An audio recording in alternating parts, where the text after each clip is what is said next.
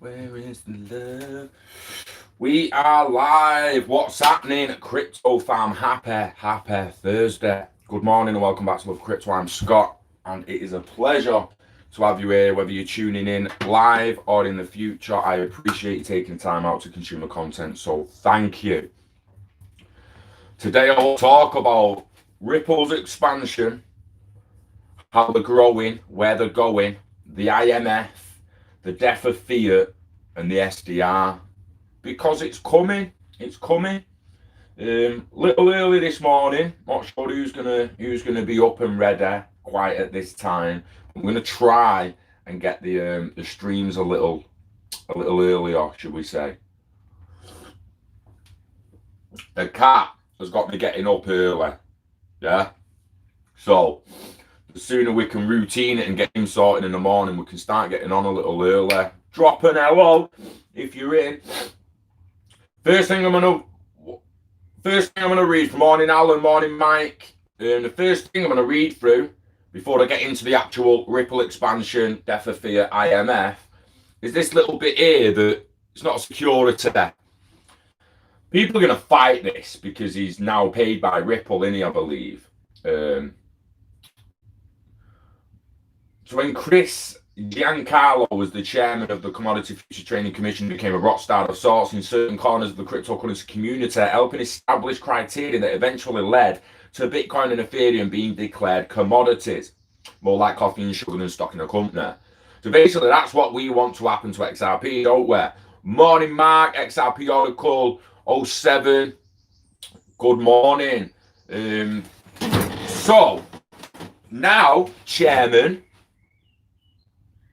Emeritus Giancarlo, is that his brother or something, his son, who was deemed crypto dad following an impassioned speech he gave to Congress where he credited Bitcoin for finally getting his kids interested in finance.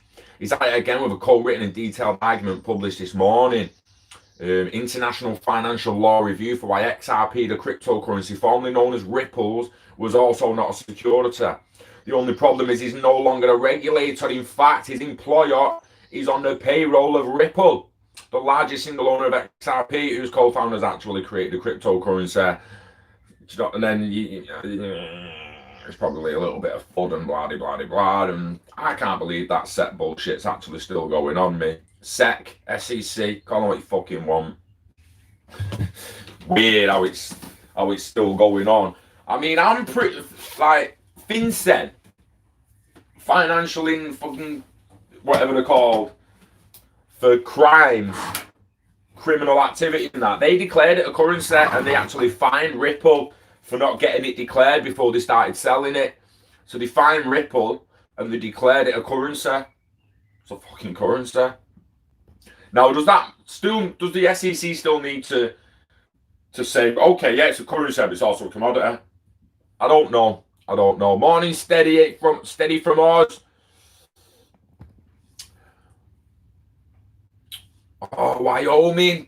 Oh, buzzing. Got some Americans in. I like that. I like that one early being able to do that. So let's move on to what the title is actually about. Ripple's expansion, the IMF SDRs and all that. Fiat's going to die soon. I mean, do not be surprised if Fiat's gone in most of the countries we live in by 2025. It's going.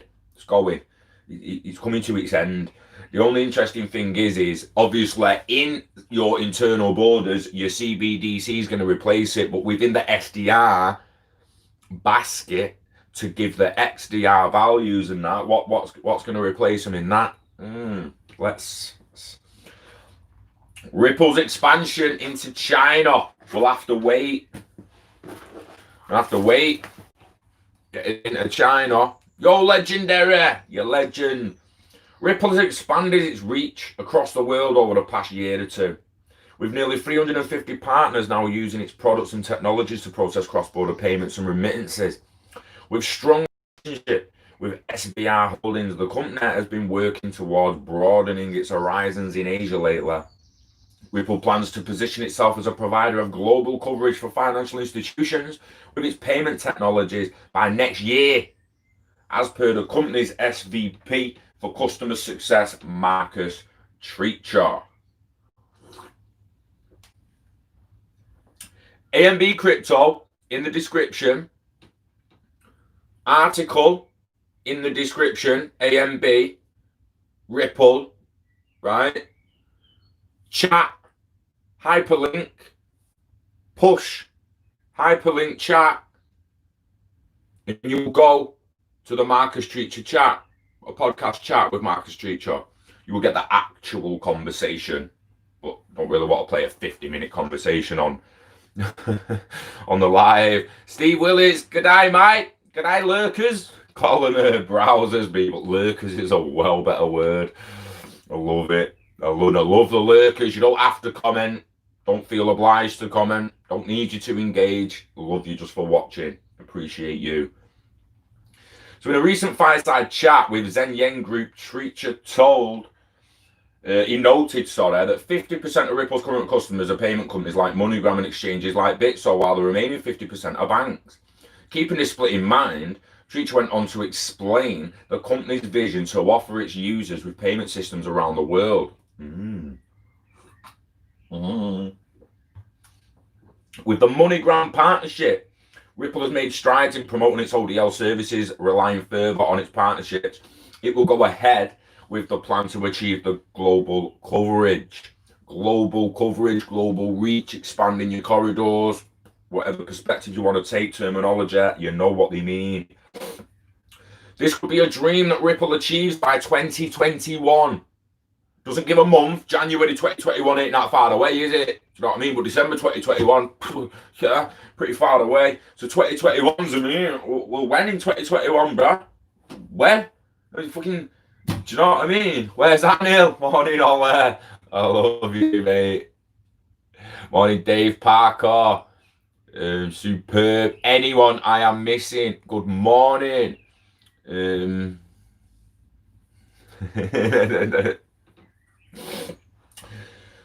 So, the company aims to use its own network to enable cash payments across the world, the SVP said, adding that with MoneyGram's strong presence, an aforementioned deadline is achievable. Oh, yeah. The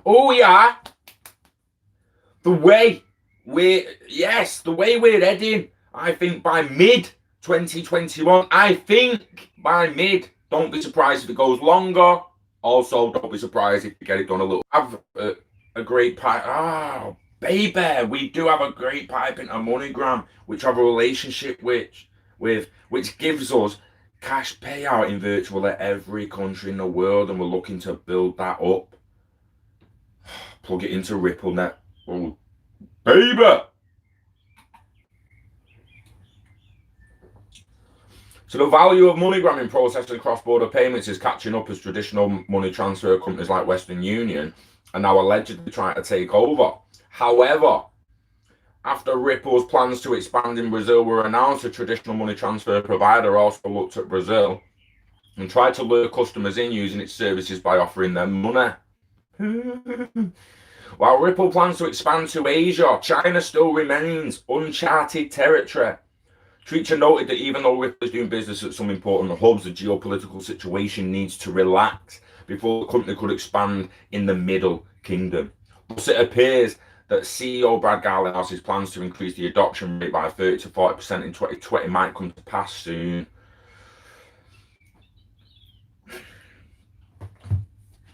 If they don't tackle China in the end, it's not the worst case scenario. They just have to get the majority of global partners and provide the interoperability through ILP. ILP is not RippleNet. It's not RippleNet. It's not what ILP is not Ripple. What Ripple are selling to companies. XVIA, XRapid, XCurrent, now called ODL in one package, is what's being flaming sold as RippleNet, as well as possibly some text that we don't know, some software we don't know. But the fates of Ripple, the IMF, and central banks intertwined. Love VeChain. Oh, I've got some VeChain, mate. Don't worry about that. We've got some of them. I got some of them, bruh. Got more VeChain than XRP. Maybe in value, but in amount. If they got to the same value, it'd have more in VeChain.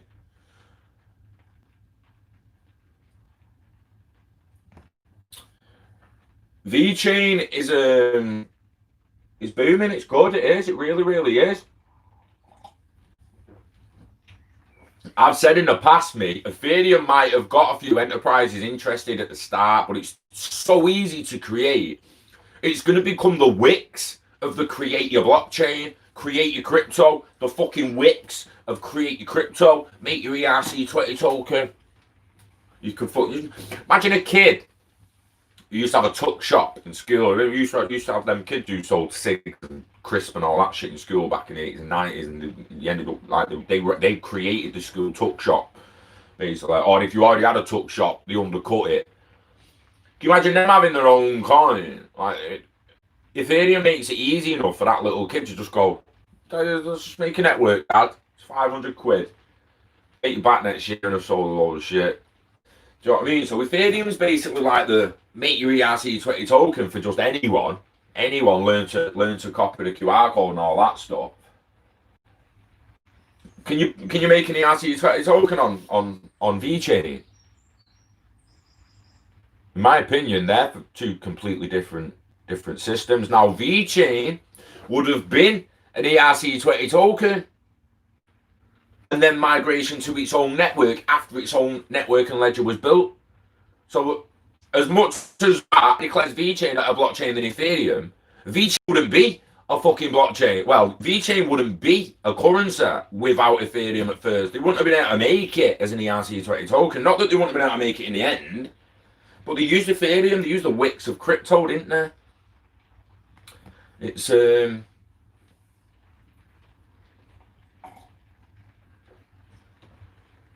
don't sleep on Ethereum, man. The kids are gonna love it. It's too easy to make coins on there, mate. It's too easy to make your own ERC20 token and then speak to a developer when you've got a little bit of capital behind you to make your actual personal ledger and serve it in your house. And then you've got your own currency running your own fucking life, mate. It's legit. Give your kids the spends and have ILP, flip it between one of your actual wallets. We spoke about this before. CBDCs just got real. The idea of a central bank digital currency a couple of months ago felt like a distant dream. I probably read this a few weeks. It feels like I've read that line, but we're going to redo it. But just they seem like a distant dream just a couple of months ago. I remember reading something like that because it wasn't just a couple of months ago. We've been on CBDC since the end of 2017. Since I first got into crypto, the first fucking week I was in crypto, I heard about CBDCs from Bab. So the thing that there was a fucking pipe dream a few months ago was absolute bullshit. Talking out your ass. But they're going to create them. The Chinese expedition, long before the Bank of England released a working paper on CBDCs, it was China that began working on it since 2014 precisely. Oh, but the top of your article, you said it was a fucking pipe dream only a few months ago. Talking out your fucking ass, mate. Report properly, please. Please. Jesus.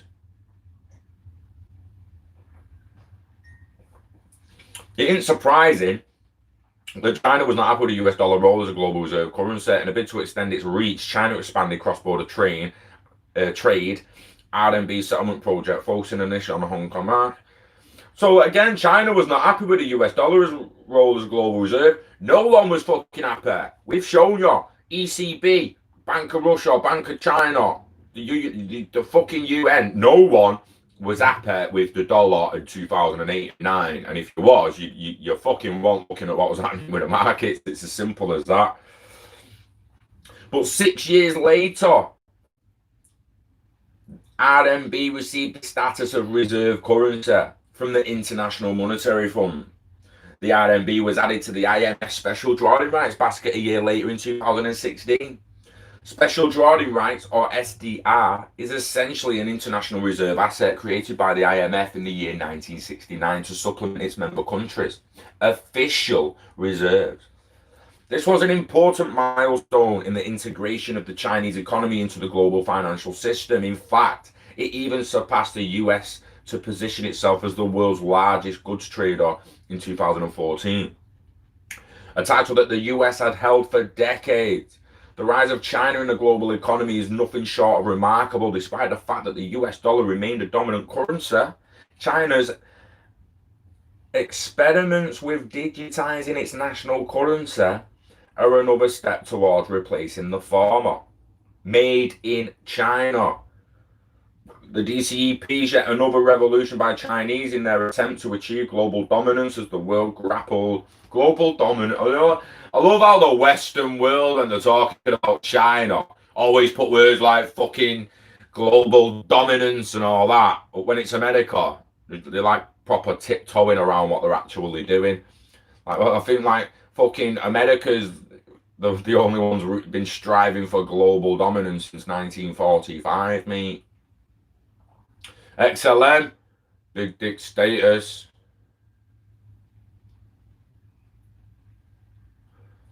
Yeah, it's interesting, isn't it, when you start talking to people about what they've got and where they put the coins and the projects in terms of it. I have got, we hold XRP, bit of XLM, VeChain, Casino Coin. I've still got some BAB for fucking 1.6 million fucking BAB. Shit. I'm telling you now, BAB gets to a cent, I'm fucking rocking, mate. 16 grand every cent it goes up. Shit. Imagine that for the people who manage to get millions of XRP. You're sat on a million XRP. Every time it goes up a cent, you just gain 10k in your net worth. Goes down a cent, you lost 10k in your net worth. This is why people don't understand Jeff Bezos, his 130 billion, how much that would actually fluctuate, considering how many Amazon stocks he'll hold and the percentage of Amazon he holds. And that percentage being on top of his net worth. If Amazon stocks take a 5-10% hit, so is Jeff's fucking net worth, mate. Definitely.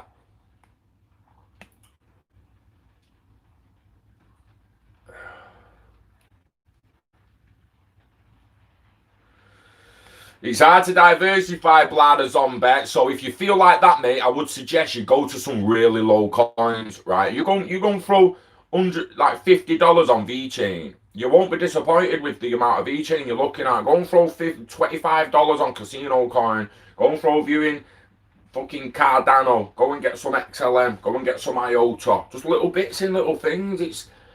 It's not a bad thing to gamble on some of these low coins. As we say, you could have put $1,000 in extra bytes in January 2017, and by January 2018 you had 5 million. 5 million. Same with Verge, 1,000 in, over 3 million. Just off now, don't need to be a fucking mathematician to just take a couple of noughts off that and go from 1,000 to 5 million to 100 to 500k. 1,000 into 3 million is 100 turned into 300,000. So £100 or $100 gamble after 12 months ends up fucking nearly $500,000. You shitting me? Come on, bruh. These are like what we need to. They're the gambles you should be taking. Imagine you, like I say, I just had 1 million XRP. Imagine you could have got in at XRP at 5 cents and got 1 million of them. Got in XRP at 0.2 of a cent and got fucking 3 million of them. It's crazy. Is the J ready to spark? It is, mate. It is. I'd just like to get through the information first, so I can chill out then and relax because I'm a little bit. Happy Thursday, Ramirez. I'm trying to make sure I don't miss questions. Make sure you put question mark, guys, because if I don't see question mark, it's hard to know if it's actually a question. I've got a feeling that stock market is going to crash hard before July. Everyone's acting like this is the recession, innit? And I keep saying like them people that keep saying it's not, you ain't seen nothing yet. This is going to be worse than the 1920s. That makes you think, shit, what the fuck's going on? They're all in bed together after media make it out like China against USA. Look like blah, blah, blah, blah. So why the moon landings real? They landed on the moon, mate. And if they didn't, why the fuck aren't Russia and China been to prove that Russia was that America was lying? You don't think Like, think about how that went down. It was a space race to be the first person to put a man on the moon, the first country to do it. The fucking big fucking us. We did it first. If that was fake, it could prove it to be fake simply by sending a fucking robot. You don't need to send a man up to prove they faked it. You need to send a man to beat them to it if they did fake it. Send a robot and fucking map the whole lot of it like Google Earth and just prove there's no apparatus up there. There's no apparatus, there's no machinery, there's no flag. You didn't fucking go. They proved it. They do all work together behind the scenes, mate. And they are all in the beds together. He'll catch up. He'll catch up, Al, mate. Oh, have I missed a question off Alan? Alan.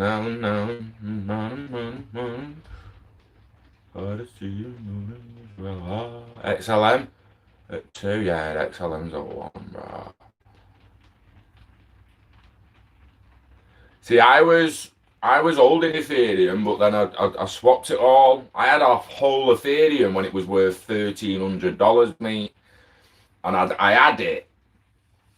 Shit, when did I buy it? How did I get hold of it at like $600, $700? I think maybe a little more, and then it fucking went, and it went up to 1,300, and I was like, you know what? Put that in Bab. Just put it all in Bab. Full fucking Ethereum. Fucking hell, I'm down on that, mate. Tell you, it's my biggest loss up to now. Biggest down, not lost till you sold. My biggest loss is Central Coin because I can't even fucking sell them now. That $150 down on that bastard. What's your thoughts on Bideo? Don't have any, bruh. That's legitimately I haven't. You put $50 a week into the bookies, pokies, jackpot, baby. People.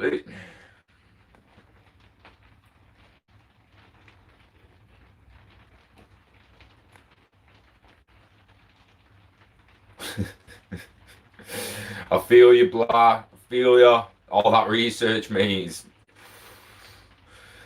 it's not. How do you feel about Singapore smart contract asset? Zillacoin. Is that the Zillacoin? Everyone's trying to pump it, aren't they? It's interesting. It's like, how do I feel? I don't know. I don't know how I feel about any coin. You know how I feel? I feel none of them keep up with XRP for speed. Absolutely fucking none of them keep up with XRP for speed. Absolutely none of them have the kind of explorer, transparency, and reliability that the XRPL has.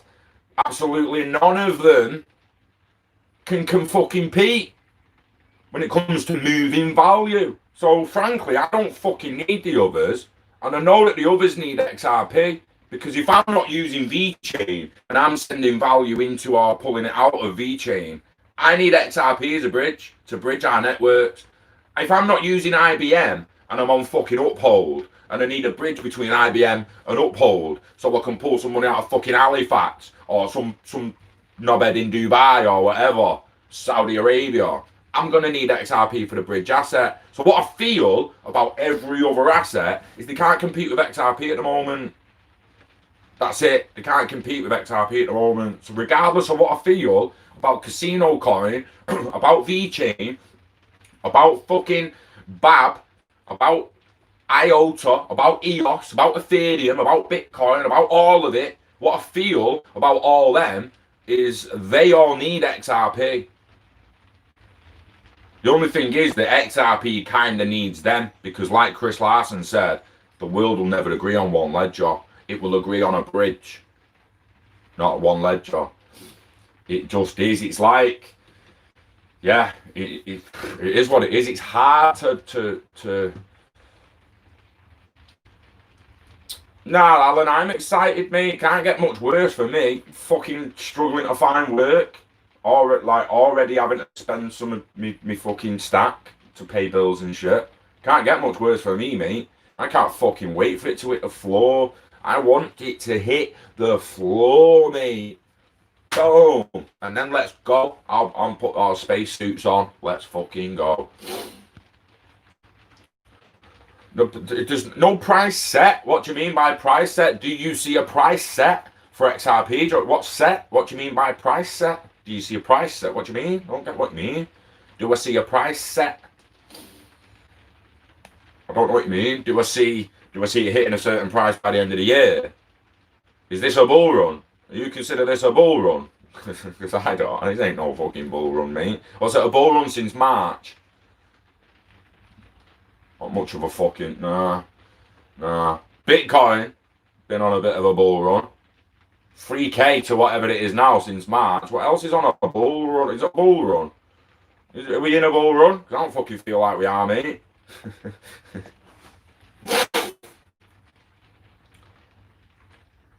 To bounce lasers off the finger left on the moon to prove that they were there. They have, Steve. They have. And I trust that consensus, mate. I do. I trust it. I trust that they did that test, and that they got the laser back, and that there's consensus between the scientific community, and I accept that consensus. So I don't feel the need to do the laser myself. But anyone who's questioning it actually happened and questions the people who've said we sent a laser and we got the return back, they need to go and do the laser themselves to prove it to themselves. They're the people, the Earth landing's not real, or the Earth's fucking flat, and yet they don't go out and do the test to prove it to themselves. Let's stay on track, because I'm not even through the title of the video yet. I want to get on the IMF.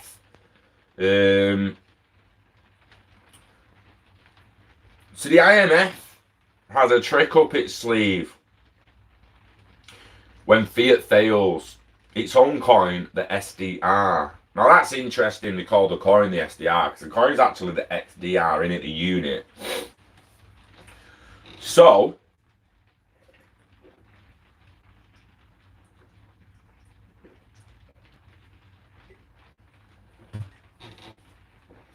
no birds this morning because it's raining. Virtually everybody knows what a dollar is, but not as many know about the SDR. The International Monetary Fund's Special Drawing Rights is an international monetary reserve system created specifically to address limitations of gold and standard fiat currencies such as the USD. In short, should these fail, central banks and their governments retain the ability to trade and plan with liquidity via another exclusive instrument, the SDR. An artificial currency.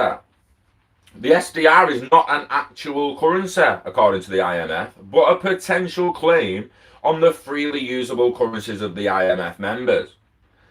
As the official unit of account for the group and an instrument only available to member countries, central banks, the IMF itself, and designated official entities.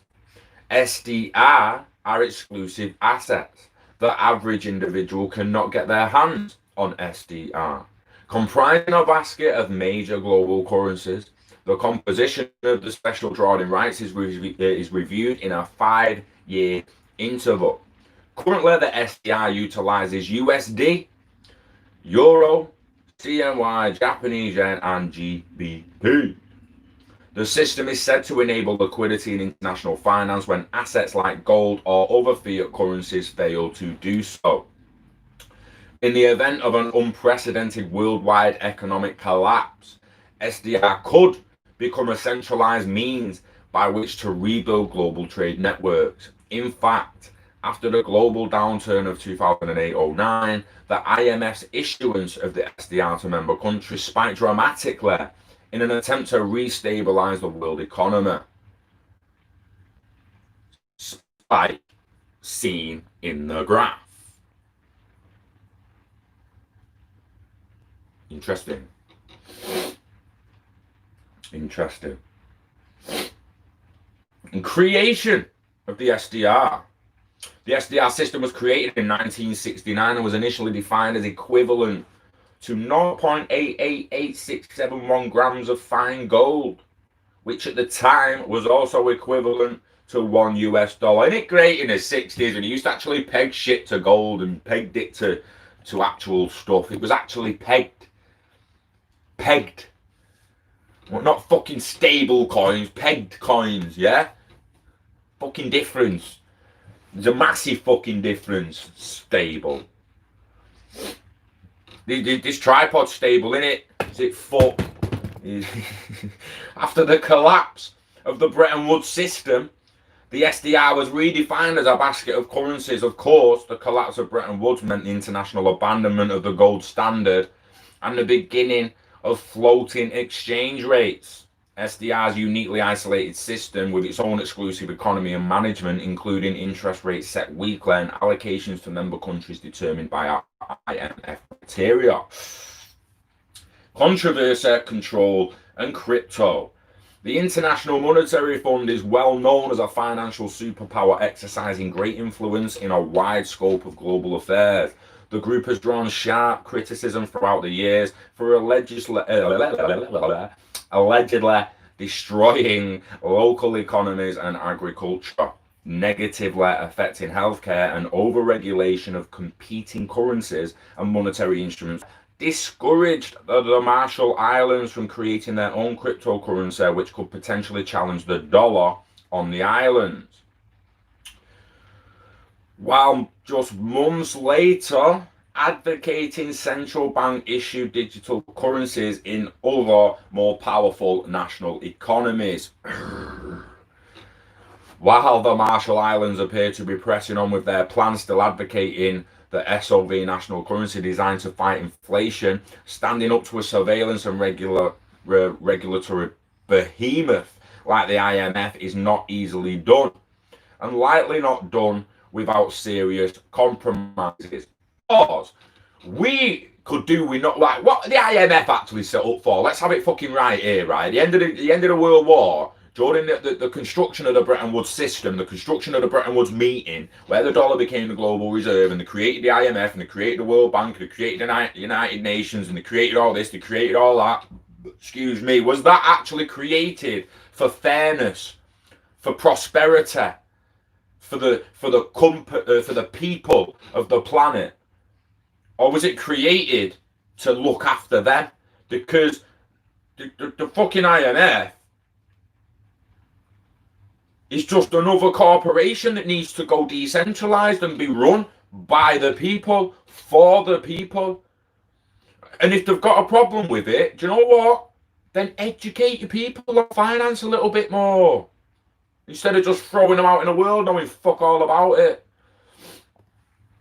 Happy may take off this year.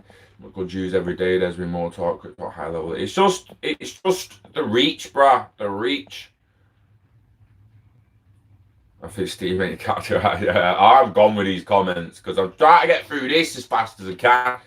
We can have a little bit of a chill. Hold XRP till 2025 if you can. 100%, blah. 100%. 100%. Sup, Gio? Sup, anyone else I've missed? Agora. Smash them likes, lurkers. We love you. We love you. Just smash them likes, baby. Let's carry on a little bit because I want to like break it down, because if you're figuring out this is about Fiat failing and the SDRs replacing Fiat, well, the SDRs are made up of Fiat. So what happens when Fiat fails? What replaces them within the SDR? That's what we're getting to, guys. SDR, cryptocurrencies like Bitcoin are not regulated or allocated by a centralized monetary surveillance authority such as the IMF. This has been a source of concern for the group. Oh, fucking bet it has. I fucking bet it has. Do you know what?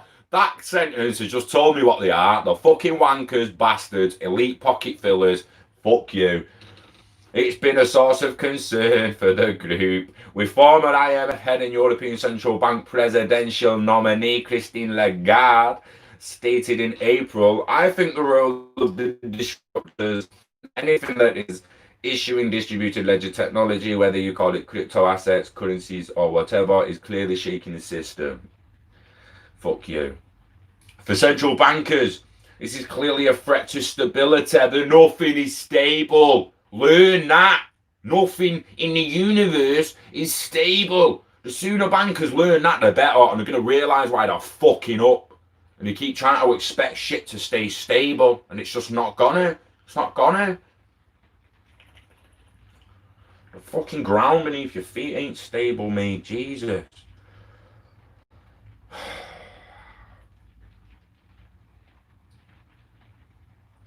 Some advocates of the radical financial freedom, however, believe that a decentralized shake-up of the old order may just be what's needed. After all, the IMF can have its own special emergency currency in today's climate of global financial instability. Gee, they know it. With financial instability, don't act like it's going to get stable. Why not everyone else? What are your thoughts on the IMF's artificial reserve currency, the SDR? Let us know in the comment section below. Interesting. So, next page.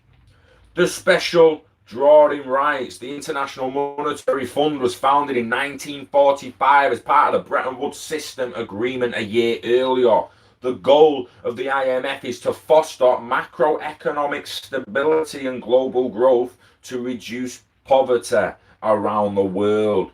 You started in 1945 to reduce poverty and you've got fucking nowhere. You've fucking nowhere, mate. Oh, you give a few 8 decades, bastard. I'm acting like someone from the IMF's watching, I don't know why. But yeah, you know what, that army, get fucked. 1945. This is like UN, innit? Oh, the UN, we're going to promote peace and stop wars. Well, yeah, you didn't stop the fucking Gulf War. Eh? It's funny how you let Iraq fucking... Was it Iraq Kuwait? I don't even remember, mate. They let Iraq invade Kuwait and then stepped in. They let Turkey invade Cyprus and then stepped in. You know, they just let America bombard the Middle East and didn't give a fuck. Go for it, America. Rothschild says I've got to let you. Do your fucking jobs or fuck off. They're worse than politicians. Jesus wept. So interestingly, economist John Maynard Keynes first proposed supranational currency, known as Bancor, at the Bretton Woods Conference. But his proposal was rejected. The supranational currency people talk about, which XRP is now being pegged as, but was mentioned in 45 and it still rapes everyone for decades. Worse for us, better for them. They could rape us, make us double spend, all that kind of stuff that they shouldn't really be doing. So instead, the IMF adopted a system of pegged exchange rates tied to the value of gold bullion. At the time, the world reserves assets were the US dollar and gold. Excuse me. However, there was not enough supply of these internationally to keep sufficient reserves for the IMF to function properly. In order to fulfill its mandate, in 1969, the IMF created special drawing rights, or SDRs, as a supplement to help fund its stabilisation efforts.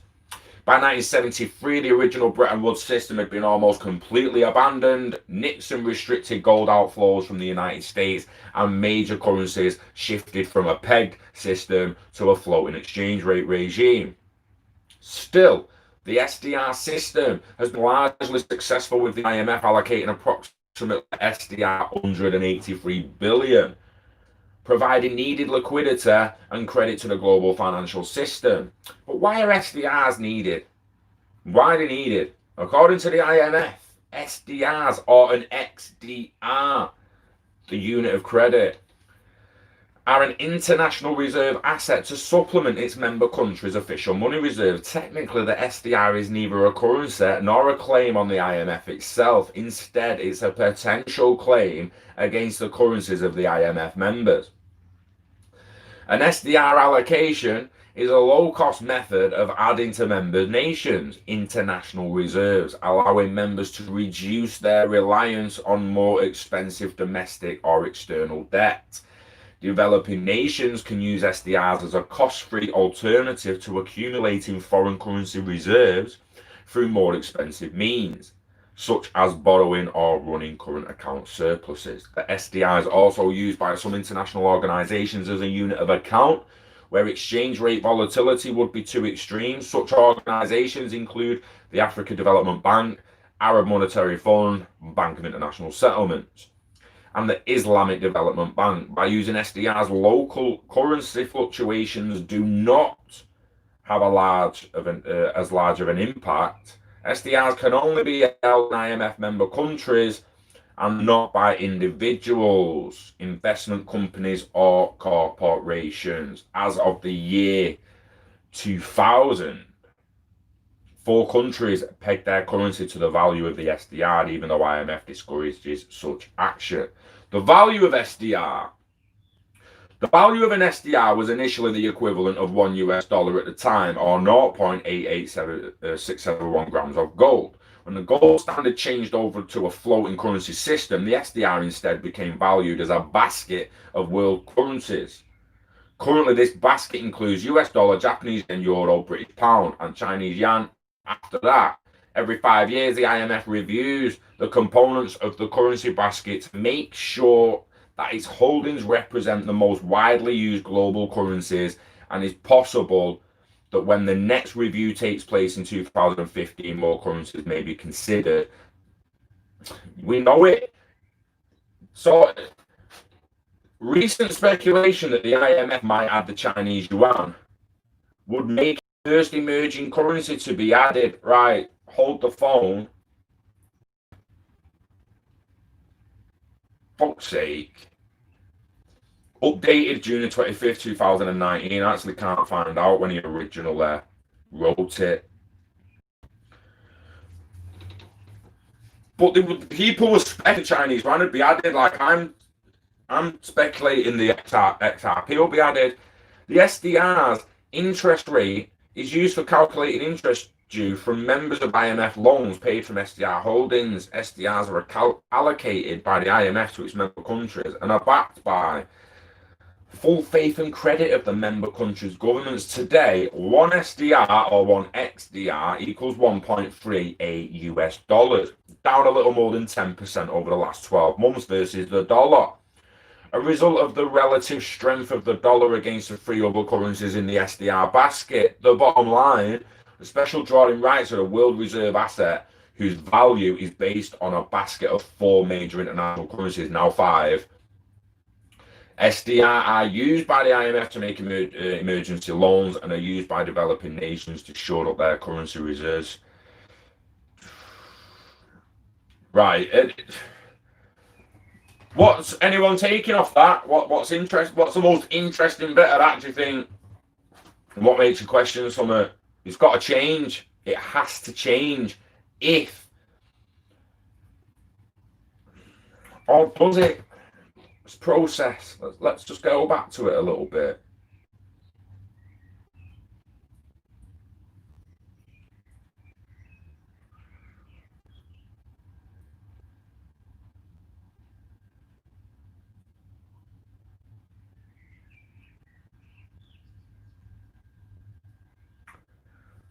You're not allowed SDRs. You have to be allocated.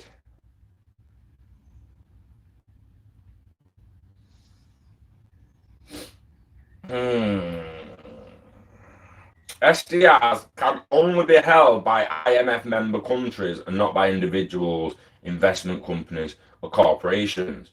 So that's like where people say, "Oh, well, are people going to be able to hold? Are they going to lock XRP up so people can't hold it? Are you going to be able to hold a CBDC?" Also, I truly appreciated the rant about DMT a bit back. It's changed my entire life, but May DMT's changed. I mean, my perspective and lens and that was changing anyway. The way I saw the world and that. Oh, mate, that it changed my life. Will Ripple IPO before the end of this year? Do you see it affecting the price of XRP? I can see it affecting the price of XRP, yeah, but I'm not going to say which way I think it will go. It could go up, could go down. I don't really know. And to be honest, I don't really care. I don't fucking care. Why should I care about an IPO that they're not going to sell to me? You think we're going to get offered the fucking Ripple shares? If you do an IPO, they're going to do a private sale first, right? And they're going to give fucking MoneyGram and Vanguard and everyone else most of Ripple. And then with about 5 or 10% of it, they'll put it on fucking NASDAQ. About 5 or 10% of the fucking stocks, and then me and you can go on trading 212 and get some. Oh, don't act like we're all going to be able to get voting rights and all that. We're just not. We need to know. We need more about it. Ripple might IPO is all we've got at the moment. When Ripple come out and say, yeah, we're going to do an IPO and this is it, then I'll know more about it. Then I'll be able to see the picture a lot better, should we say? Yeah, watch what happens in Q3. Buckle up because Ripple XRP found a shirt.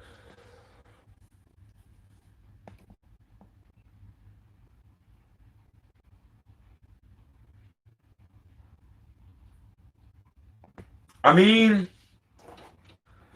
it might pull people off the fence. It depends how it's advertised. Can you imagine it gets advertised where to the point where this new company called it's on mainstream media, it's like this new company called Ripple in with payments is doing an IPO and selling some shares, but sadly the shares aren't really available to the public. But this asset that they uses. Well, yeah. See ya. The different ways they can create supply and demand and push people towards XRP because they can't buy a Ripple share.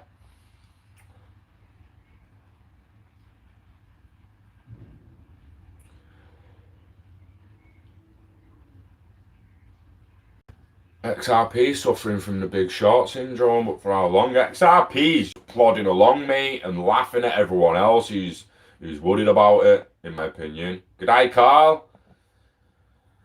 You would think so. XRP will be high price, IPO the confidence, IPO might set the show bar. It could, couldn't it? Let's have it right. The IPO could take it off. As I say, depending on the circumstances of the sale, it could take it off, mate. Once the run starts, people, including myself, will go nuts. Oh, mate, I'm gonna fucking shit. I don't know what I'm gonna do when it starts.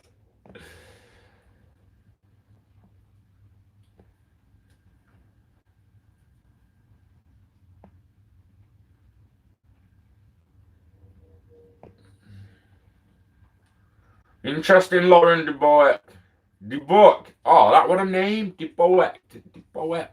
De Boek. De Boek. De Boek. What the fuck was that? De Boek. Sorry.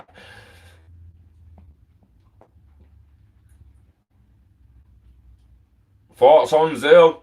Not many. Go and look at it because people are clearly buying stuff.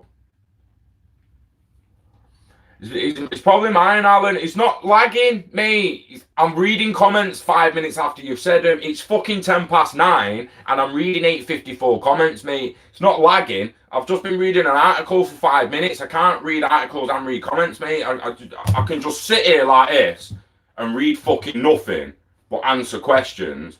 Or I can actually read what I wanted to come on and fucking read. Do you know what I mean? I can't do them both, mate. Like, apologies for missing some of the comments, but I can't fucking look there and look there and read two different things at the same time, mate. I just can't do it. So I'm on a comment now of 8:55, Blada Zombie, most likely is weather, I'm catching lag too. You're catching no fucking lag, mate. It's 9:10 and I'm reading comments from 15 minutes ago. It's just because I've just been reading 15 minutes.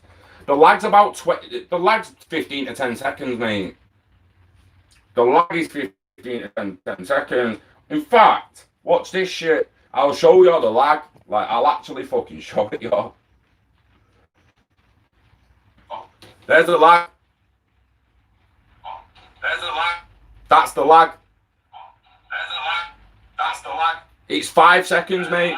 That's the lag. It's 5 seconds, mate. Not even that. 3 seconds. Actually, isn't that much lag. So what I'm going to do now is just fuck all them comments off, so, yeah. Hi, Holy Moly.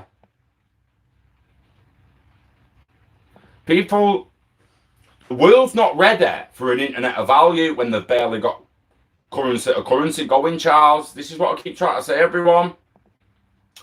Everyone's like, oh, I can't wait for these fucking remittance and cross-border this and cross-border that, and I'm just thinking, like, I can't wait till cross-network in 2025. I should have saved that sentence.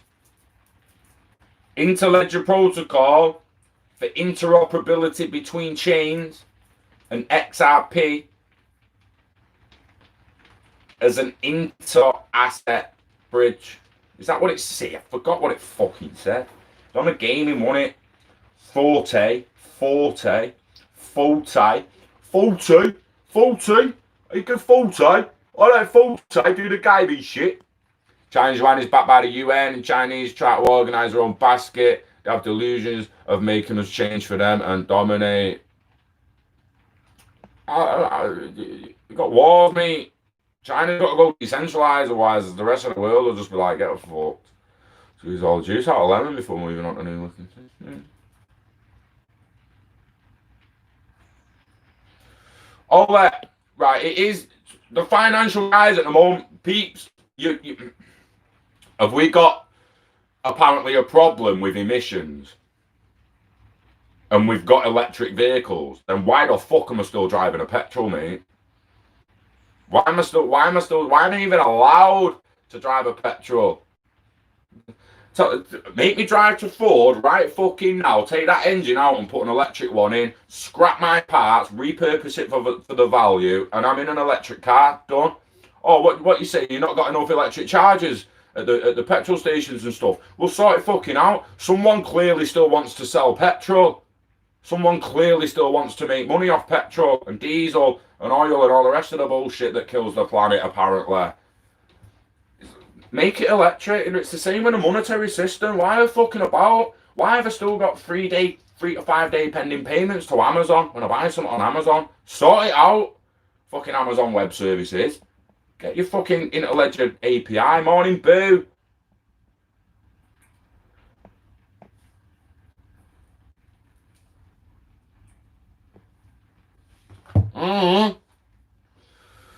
Thanks to Sly Brethren.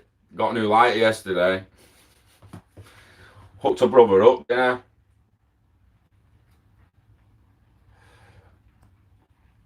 6:10 PM here. Big lags, mate. Big lags. Did you get a bigger lag than I got? I'm not missing your comments, Ollie. I'm just not saying some comments. It's like, it's not that I'm missing them, mate. I'm just not reading fucking everything.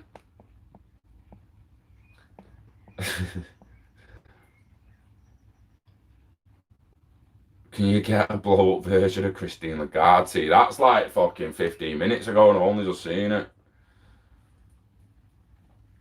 Is it an Hello Kitty light? It's like a little tulip or something in it. Tulip.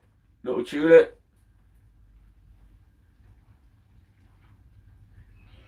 Little tulip, lip. No one winds me up, boo.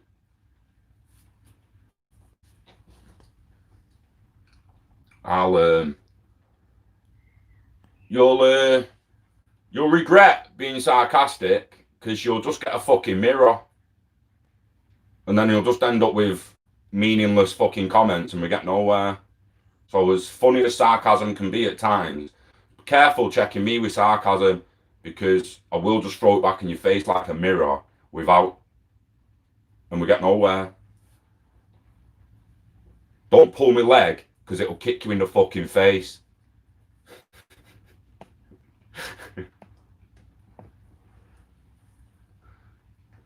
Hi, Sticky Board. Got some start on me. Got some start on. Oh.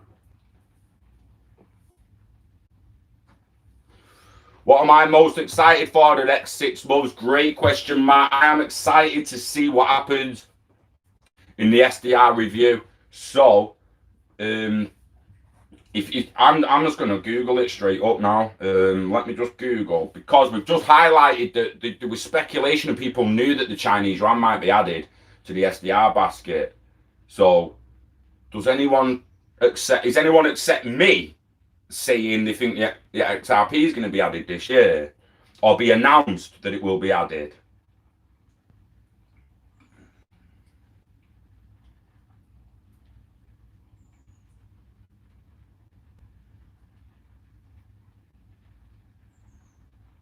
So like here, 25th of June 2019, IMF chief suggests IMF coin cryptocurrency as a possibility.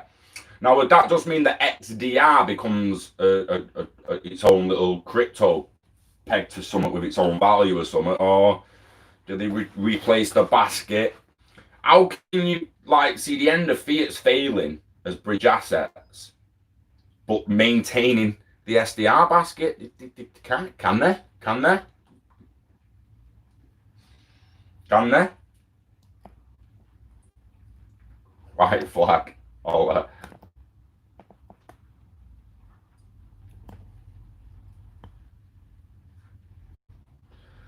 Zinfin, yo.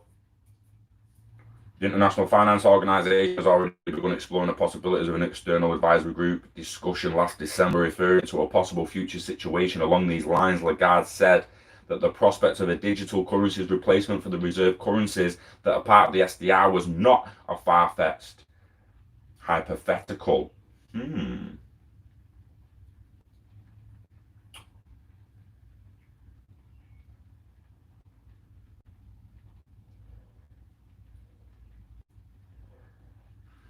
If you want to go and actually look at the floating exchange mechanism and all that, so you all understand it a little bit more, I mean, feel free to.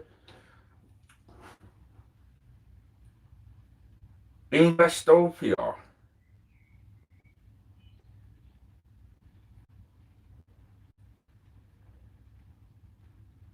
That was bullshit link. Said IMF encourages bank. Investing in Bitcoin can seem complex. You don't have to understand computer. The those guys. Fuck you.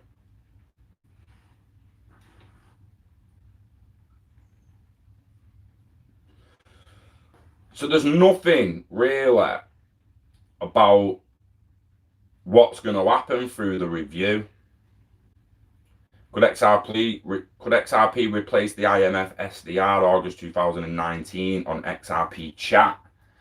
So people within the XRP community are speculating on it, and flags matter. Fuck's sake, all flags matter. Polar bears matter. Have some time to kill.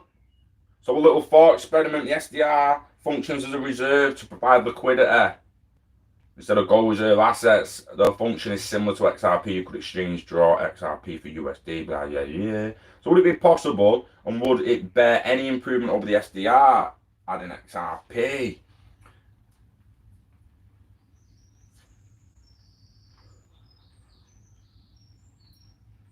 A lot of people on this chat believing it's the plan. Been in this camp for about a year now. I not only think it's possible, I think this ball is in motion, as you said. Shh, don't tell anybody. So we're legitimately 5 months away from the review, and no one's really talking about what's going to happen in the review. You know, if you think about all the future and money speeches we've had, and all these World Economic Forum talks and Davos and everything and all that, that's legitimately been dropping all these nuggets all along, that's led me and others to believe XRP will be added to the SDR basket. It's interesting. Now, I want to make a disclaimer. Just because I believe it can be added, and I'm saying don't be surprised if it's added, I also want to say don't be surprised if it's not announced it's being added. I'm half and half on whether it's added or not. I'm trying to find stuff about it, and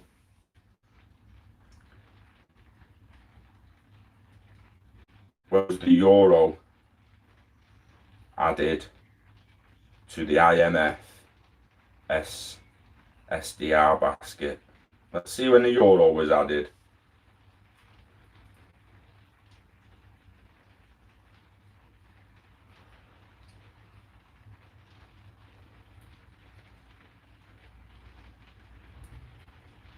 Because this, it should be telling us when everything's fucking added, shouldn't it? Really?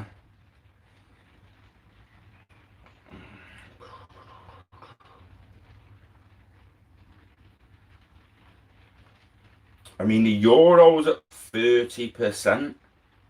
Now we've looked at stuff in the past, haven't we, where the dollar was like 60% of it and that, and it's just not anymore.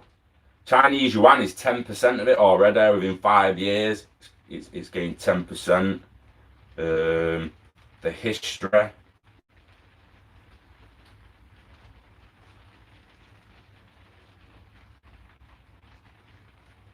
alternative to the US dollar, the XDR comes to prominence when the US dollar is weak or otherwise unsuitable to be a foreign exchange reserve asset. This usually manifests itself as an allocation of XDRs to the IMF member countries. Distrust of the US dollar is not the only stated reason allocations have been made, however. One of its first roles was to alleviate the expected shortfall of US dollars 97 at the time United States military policy. When did you add the euro?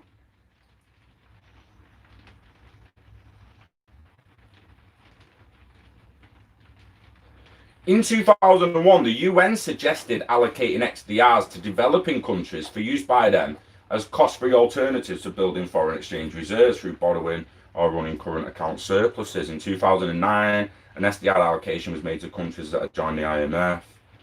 Allocations.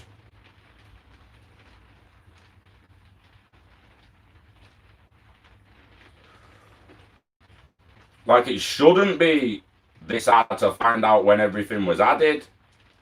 Like, you should just Google when was the euro added to the SDR basket, and it should just tell us, should it?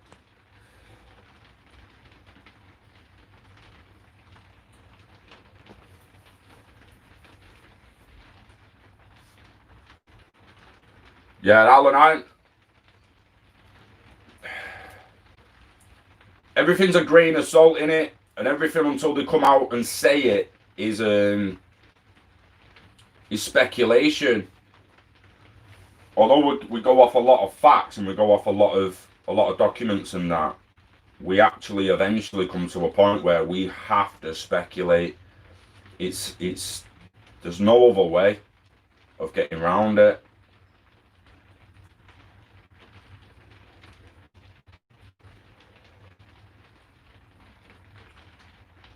I mean, I've just Googled when was the euro added to the IMF XDR basket. Surely it should just give it now.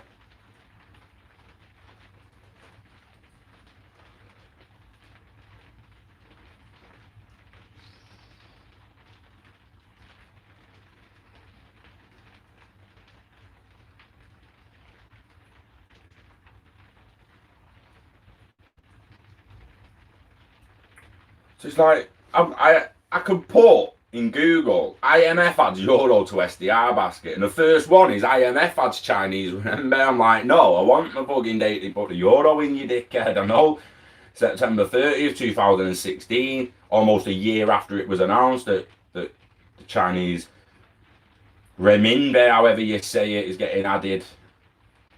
Where's this shit about euro? I've Googled euro. Google. Hello?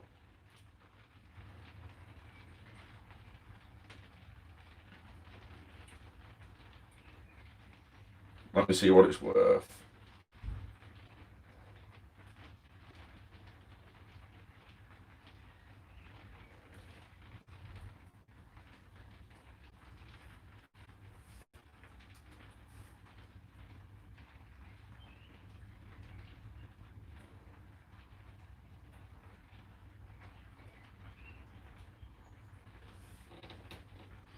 There's the SDR value in pounds.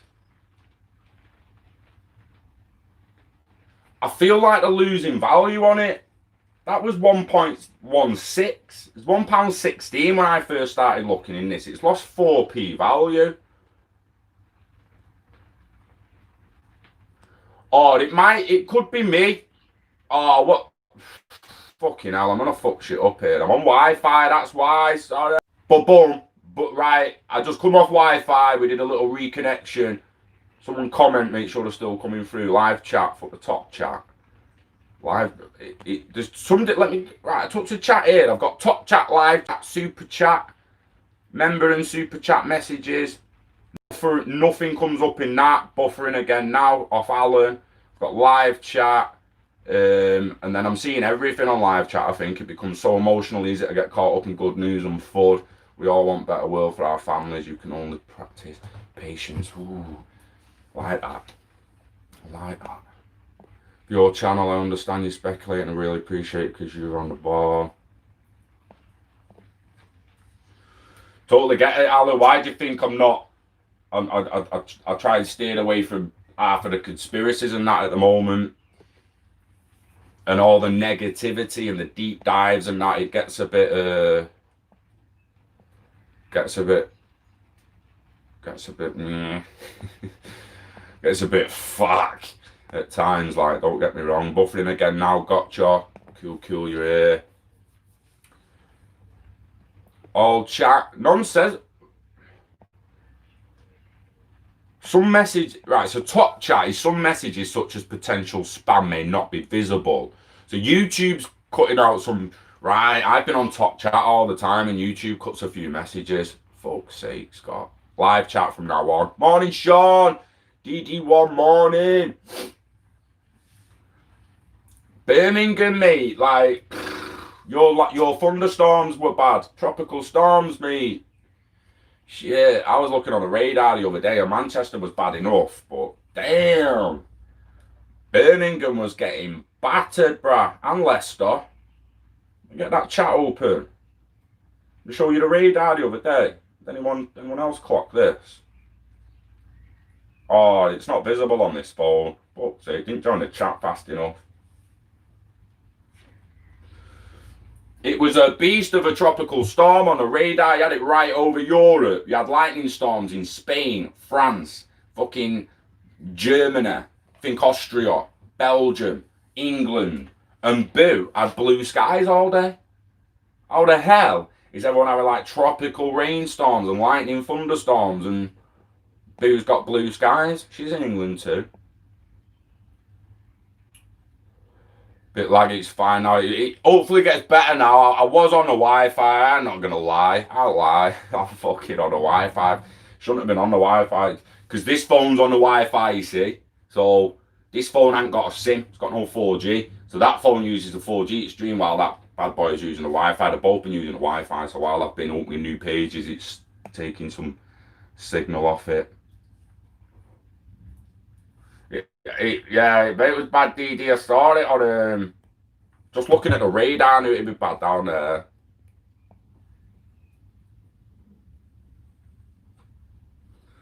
Is it safe to be sarcastic? Yeah. I won't notice it all the time. You won't get reaction half the time, Steve. I'll just be like, I fucking hate it. It's not that I'm never sarcastic, but it's mostly at people's faces, not in comments. It's a weird one, sarcasm. It's a fucking weird one. It depends on it. Yeah, it's subjective as fuck, innit? Yeah, the town centre has we had floods, mate. People's gardens was gone and everything. I was like, you need to try and aerate that, whatever it's called. Like, stab the ground and out the water, get into the ground. It's bad in heavy clay areas. If you've got clay under like a couple of feet of soil, then it takes ages to get through the clay, doesn't it? So it will flood 100%. And if the drains haven't been cleaned for years, mate, that kind of rain, because it's going to clear a load of gutters out, you're blocking the drains in no time. Not only is it going to clear the side of the roads because it gets that powerful of the streams, it's clearing gutters, mate. We've got gutter mess in our garden. It's cleared our fucking gutters. Madness.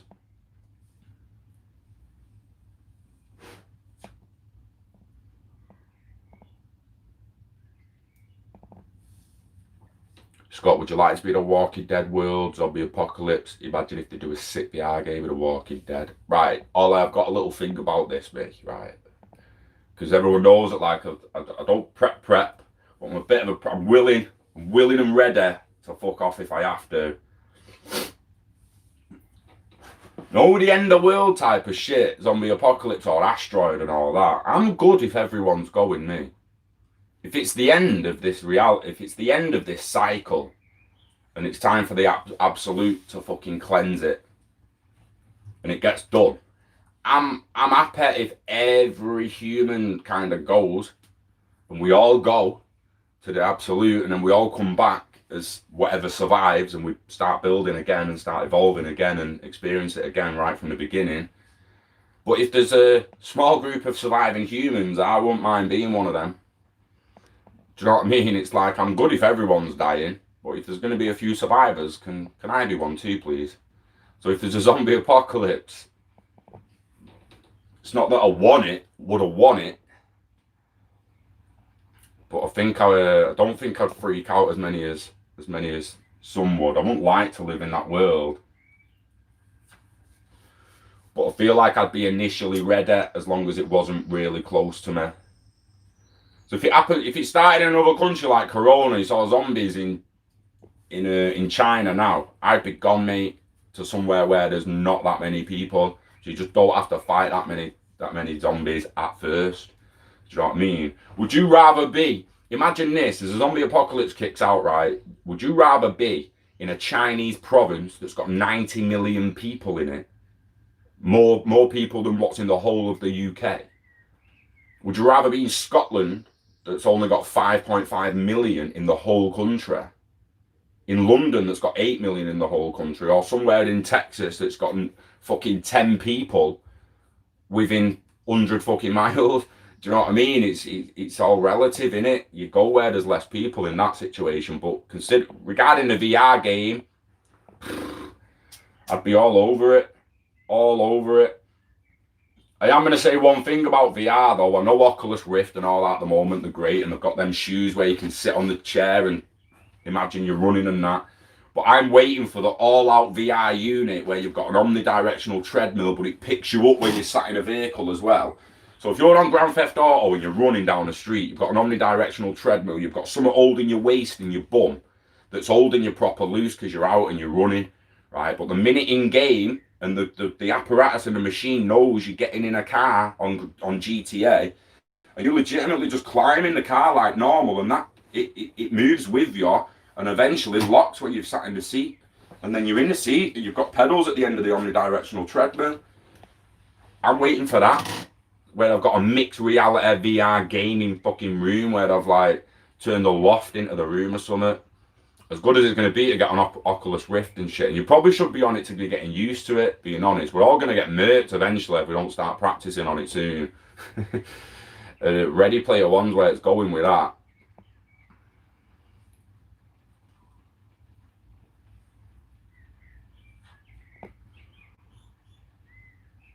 Yeah, I'll have to come down there soon, Boo, and see what it's like.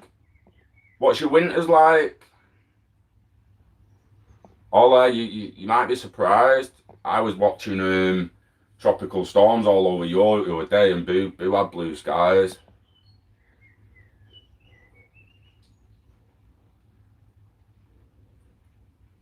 I don't even watch Walking Dead, you know. I got tired of it, mate.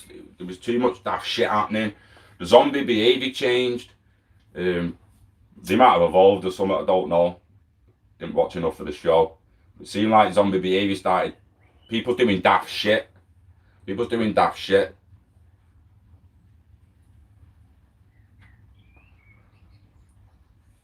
Resident Evil film's interesting. How safe would a prison be? Zombie apocalypse. If you get the virus outside, how safe would a prison be? Overcast today though. Well, we're overcast and showers, babe. So yeah, the death of Fiat. Holy moly. So Fiat's not actually going to die, is it? All right, let's break this down a little bit. The death of Fiat doesn't mean the dollar dies and the pound dies. The dollar's always going to exist, even in CBDC form and in Americans' heads. They're always going to, always is a, I mean, come on, Scott. Always, mate. Always, I'm saying always as in our lives. I know, like, fucking hell, 2,500 in the year 2045, or it might be, you know what I mean? It's always is relative.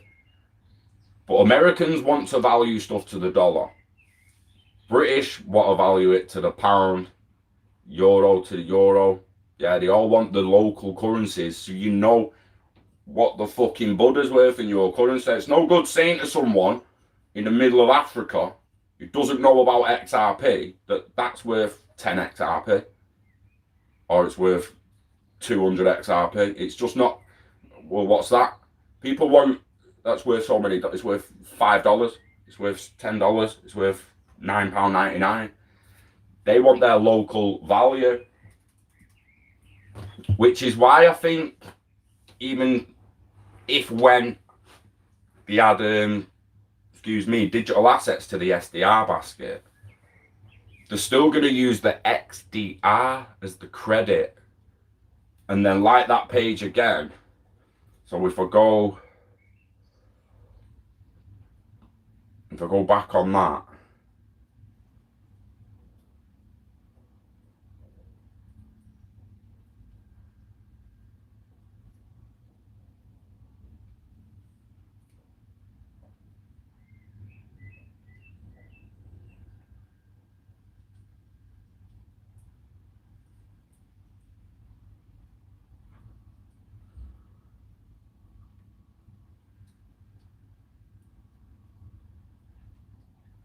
okay. Oh, come on, phone.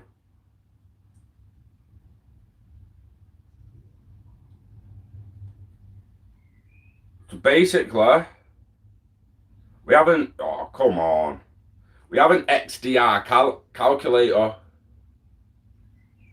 1 GBP is 0.9 XDR. We know 1 XDR is, we've just seen 1.12 GBP. Now we could change that to the US dollar and get the US dollars equivalent. Now, if you watch any futuristic film,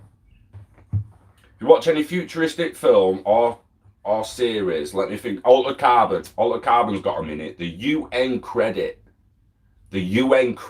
right? The reserve basket, reserve currencies, whatever's added, XRP, XLM, future CBDCs, whatever, they are still going to be pegged to the XDR is still going to be the unit of credit coming out of that basket. I think that's always going to remain the same. It will be called the XDR. It may take on the role of the UN credit. We've seen the UN calling for blah, blah, blah, and everyone's calling for new reserve statuses and shit. But even with the UN credit, if someone says, oh, that's 10 UN credits, you are going to have in your head how many pounds or dollars or Canadian dollars, Australian dollars, how much is a UN credit.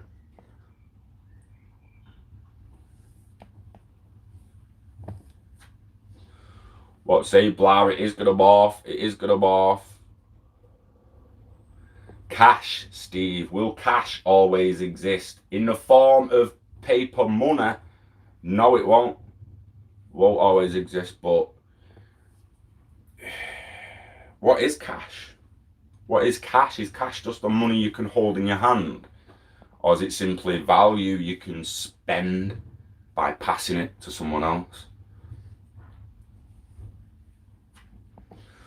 Will the definition of cash take a turn and morph itself?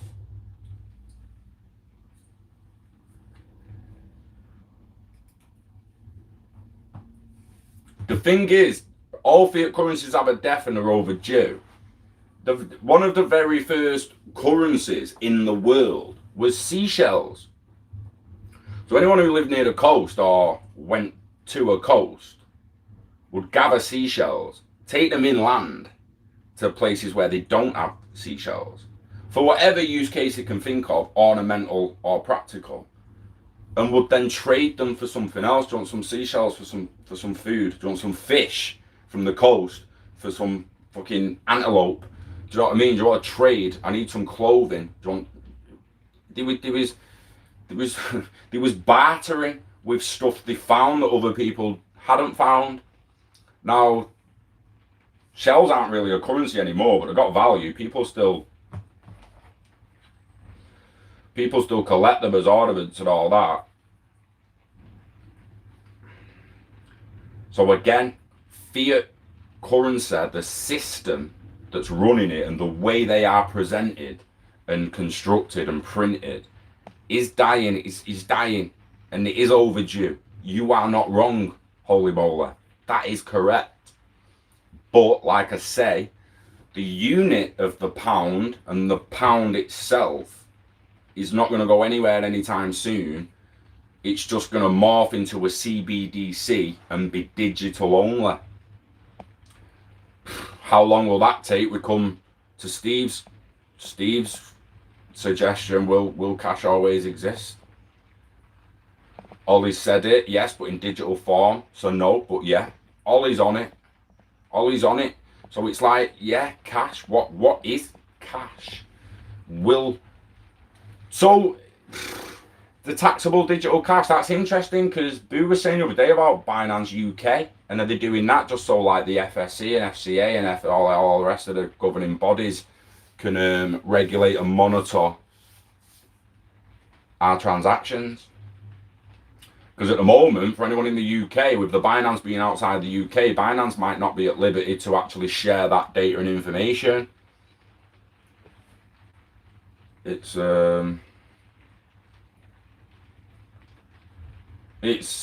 interesting, isn't it? The definition of cash is money in coins or notes, as distinct form checks, money orders, or credit. See, when you say or credit, that throws it all over the gaff. To give or obtain notes or coins for the check or money order. Bridge.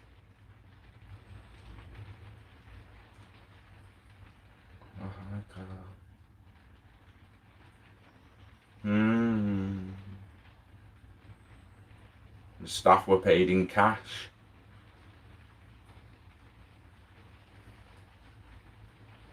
If you put cash in someone's hand as payment, your staff were paid in cash, send it to the bank, they're paid in the bank. Still cash, still they're paid in. It's a weird one, isn't it? When this is where this is where you'd expect the next generation to be growing up actually knowing what fiat currency is and was, to know what cash was, to understand how it changed. Never mind how we talk about the self-driving cars and how the kids are probably going to be like, oh, you used to drive cars like this with a steering wheel and pedals and that. Explain that to me. And there'd probably be a place where you could go. Or VR. You know what I mean? VR Gran Turismo will still exist, and you'd be like, get in this, son. Show how we used to drive cars. And he's going to be like, what? You do this on the motorway? What? At the speed the self-driving cars go? What? That kind of thing's going to come with finance too. They're going to be like, what? You used to have a wallet like in your pocket and carry about a load of money and coins. You'd be like, yeah. And they'd be like, what? And when you paid online, it took 5 days sometimes. And you'd be like, oh yeah, yeah. It's like, son, let me tell you, or daughter, let me show you how it actually evolved. Let me tell you how it evolved. And most people are old enough to know. Most people are old enough to remember, even if you didn't use them. If you're my age, I didn't use them, but I saw my mum using them. And it's where she wrote she had a credit card or a debit card, but there was no chip and pin in it. And even the swipe wasn't in every shop. You know, the swipe strip. So what they had like a little check thing, if you all remember it, where they wrote the check out and they put the card on top and it went over and it pressed the card on, so it printed some of the cards, it printed the card in ink, so it had like the card's number and that on it.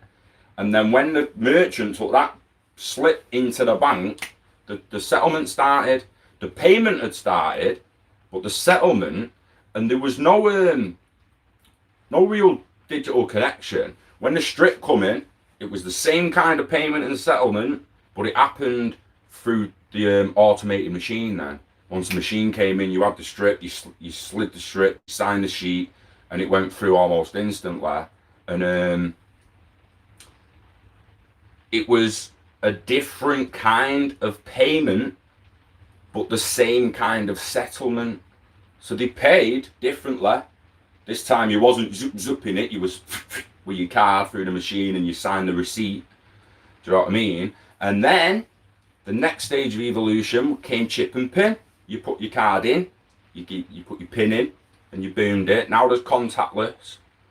And kids are going to be like, ah. And now we just offer everything up or scan a QR code to track and that. Some kids are going to be like, oh yeah, fuck that, I don't care.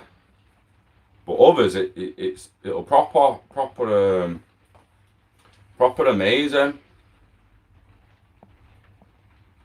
Yeah, what you used to have a focus on RS and all in his job. Oh, love you, mate. That's funny. Seriously, blood, it's like and then he has to fucking take it to the bank with his float. Like, floats are going to disappear. Have you ever worked in somewhere that has like a point of sale system, or have you got a business with point of sale and you have like your till float? Till float. You're like, what the fuck's till float? You're going to have staff in the future who won't even understand it used to be a till. It ain't going to be a till. There's not going to be no till there. It'll just be a point of sale machine connected via ILP to multiple wallets. It just will. It's incredible how the way it's going to adapt and mature. Not many outlets accepting cash. So holy moly! So is there any places going to, like, it's more expensive if you can still spend the cash, but it's more expensive if you use your card or e-money. It's cheaper. Is there any places doing that, or are they just straight away going no cash, card only? Because that's interesting. I had a feeling they'd ease into it by having a little variation in price, but it is quite amazing, Blad, that they just take that step and just be like, nah, like Tottenham Hotspur Stadium we speak about the other day, it's cashless. You take cash to the match, there's no point. So like I was saying, for a person like my dad, Eze, who when he goes out, he say like, right, I'm taking 100 quid. And I'll spend £100 tonight, and he puts £100 in £10 notes in his pocket. He's got £100. He knows then on that night out when that pocket's empty, he spent £100, spent what he wanted to spend, go home. When you just throw in a card at a machine, it's not as easy to track what you've spent, unless you're looking at your phone app all the fucking time, looking at the transactions. We're like, right, 10 pints, 10 pints, 10 pints, mate. Should we go? Do you know what I mean? It's a weird one. Card only. Pets at home, no cash. Really? Interesting. I'll probably realise I go to get Ozai some stuff.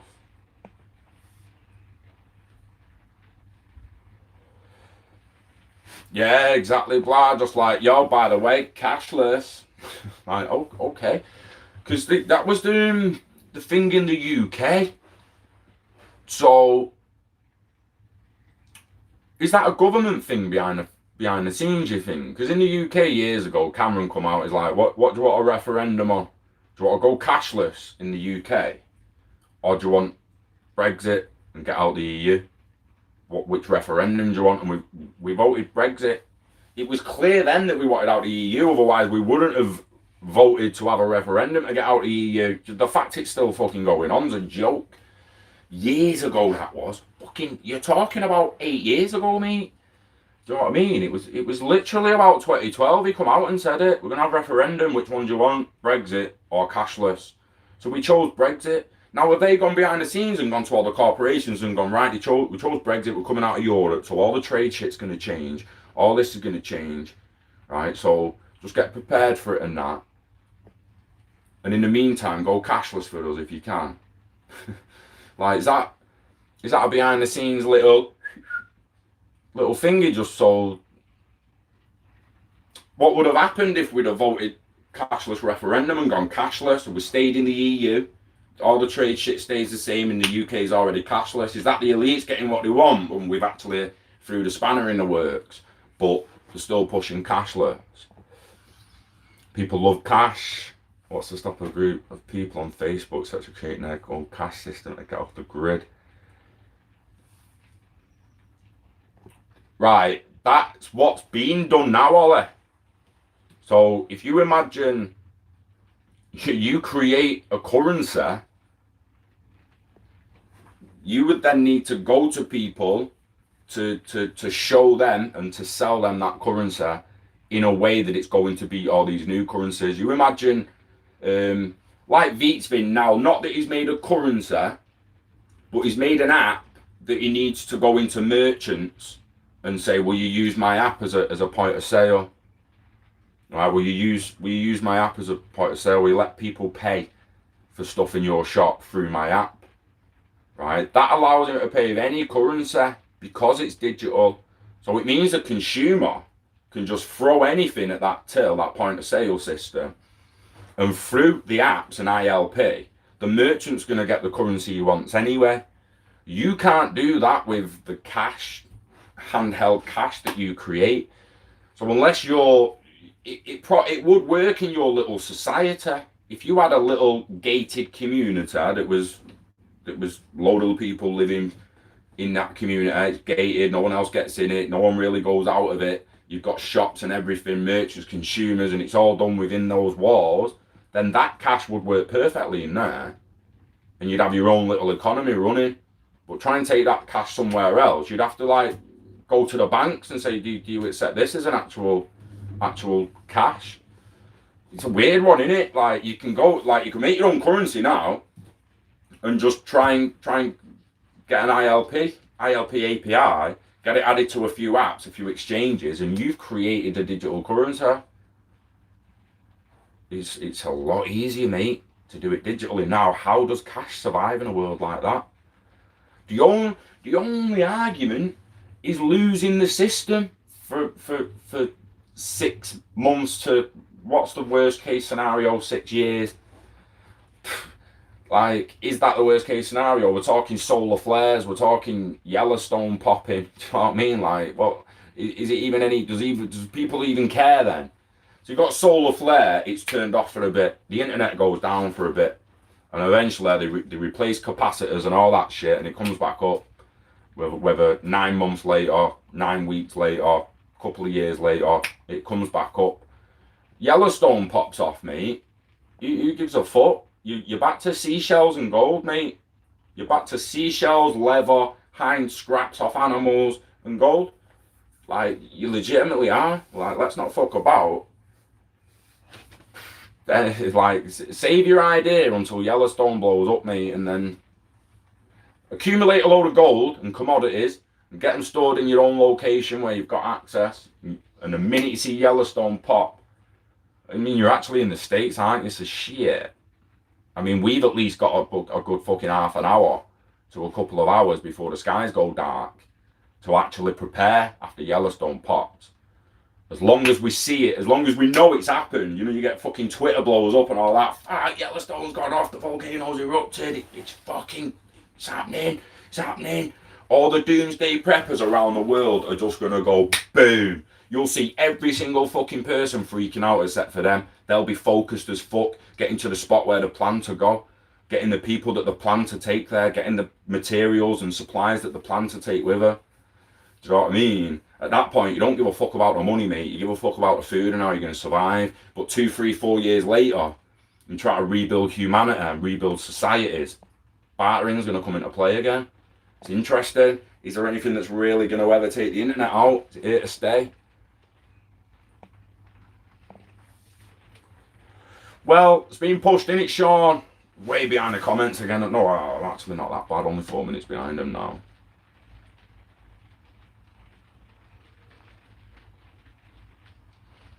Yeah, it's interesting, DD, all the emerging markets and that, like, for the total cashless globe, I think it's going to take a lot longer than some would think, but for the Western societies and the first world countries, as they say, it's already happening, it seems. I reckon it with depression. Yeah, perfect for the switch. I mean, I'm still depression, reset, what the fuck's going on? We try to listen to the educated people who are supposed to tell us what's happening and all that, and you're just getting two different answers. Some are saying we're on the way out of it and it's all going to be okay, the virus and the market situation, and others say that we ain't seen nothing yet. It's going to be worse than we've ever known. So still up in the air who to believe. It's madness. It is only money if both parties agree, and that's a good thing about ILP. The bridge that's used is going to be the bridge that both parties on both ends agree on, whether it be 2 people or 2 machines. If you're choosing the fastest, cheapest route at the moment, it's XRP.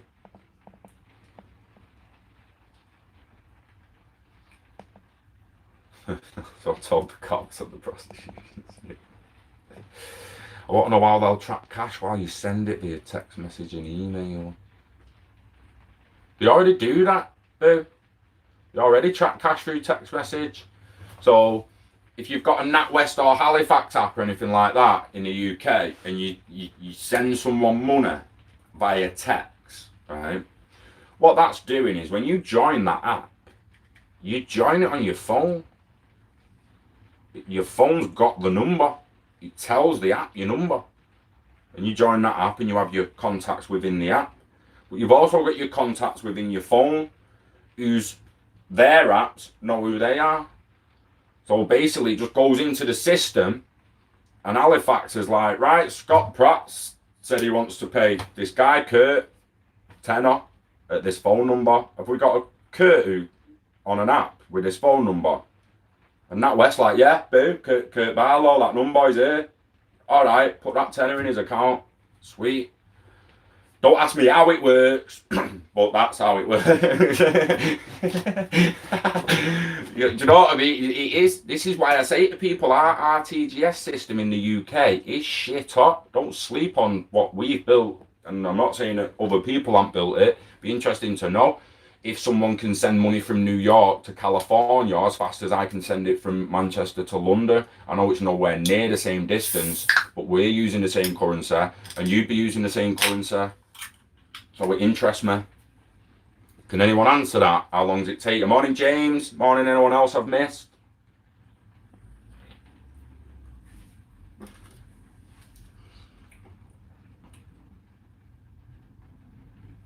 Oh, stop it, blah. You live near Yellowstone. What state you in? Are you like proper close? Are you not even like, oh shit, what would I do if I was like that end? Ooh. What's up there actually, like right at the top, North and South Dakota? Is that, am I right? I'm phasey on geography there. Like right below Vancouver Island and that in America. I'm proper, because California don't go all the way up, does it? Or does it? Got to improve my geography, one sec, peeps. Oh, damn, look at that, what's blowing in. Ah! No lightning, though, yet.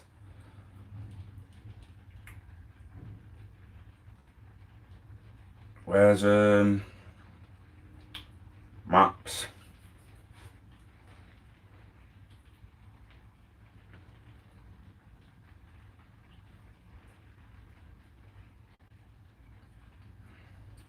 Should have started, I should have had a few guesses of the states actually before I got this up.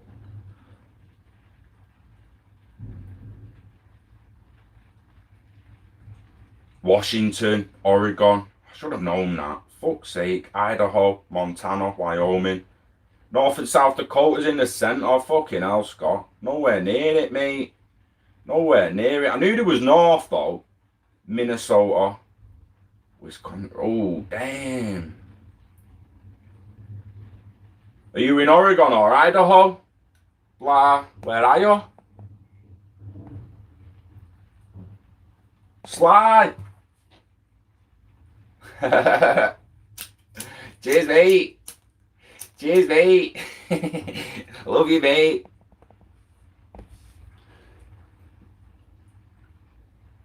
Yeah.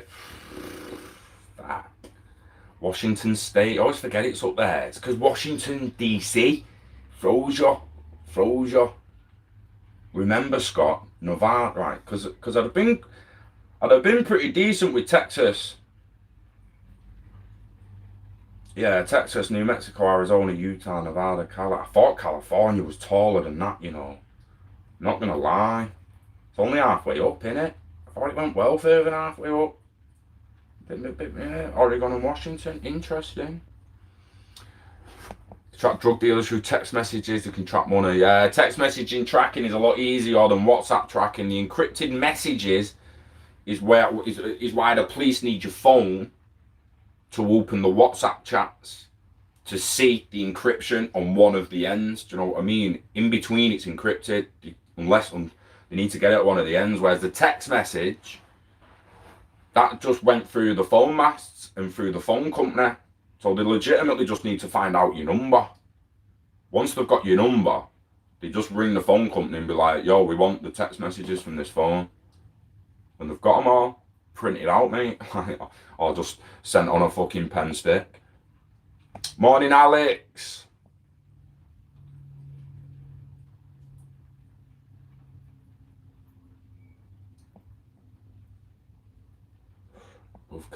Oh, it'd be bad. Do you imagine Yellowstone going off, man?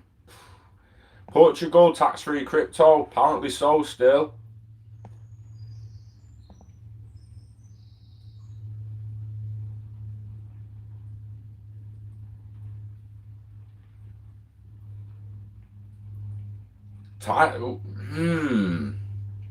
See, the thing is, nowhere really will survive the nuclear winter if Yellowstone pops. You've got to get through you've got to get through years of eating stuff you really wouldn't eat otherwise. Honestly, man, let's not beat around the bush. Think to yourself, what animals and insects and all that kind of stuff would be surviving this kind of nuclear winter. And it's the stuff that's living in the water, like either deep in the water, deep in the ground, or just on the ground. Your cockroaches, your insects, all that stuff. You're going to be eating that for a good 2, 3, 5 years until you get good enough sunlight through to grow some crops again. And then you better hope you find some seeds. It's crazy. What's happened to Alex Cobb? I don't know. Off Twitter. Not on Twitter that much at the moment.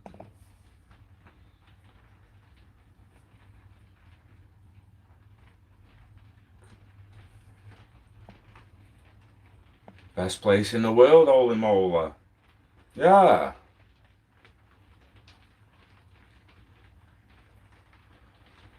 Or what coast is it on?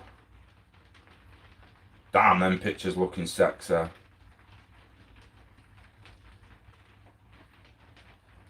Oh, man. Fucking beast, Australia, innit? Just that's the south of Papua New Guinea and that. Let me go. Have I got Google Earth on this mofo?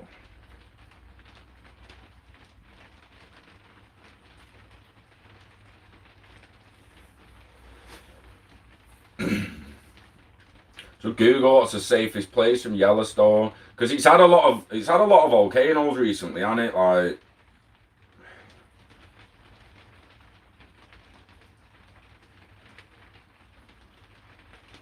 honestly, I think that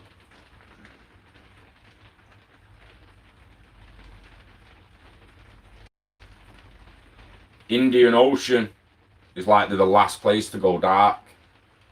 If it goes as big as they'd expect, and most scientists think it's a good 500 years away, yeah, but I ain't so sure with all the volcanoes they're talking about and the way it rises every year. I'm not so sure. Someone else would have to do the math and like show me why it's 500 years and not 50 years or 5 years. But it's going to go eventually. It has to go. It has to pop. It has to relieve the pressure every now and then. It's usually every fucking million years or some mad shit, but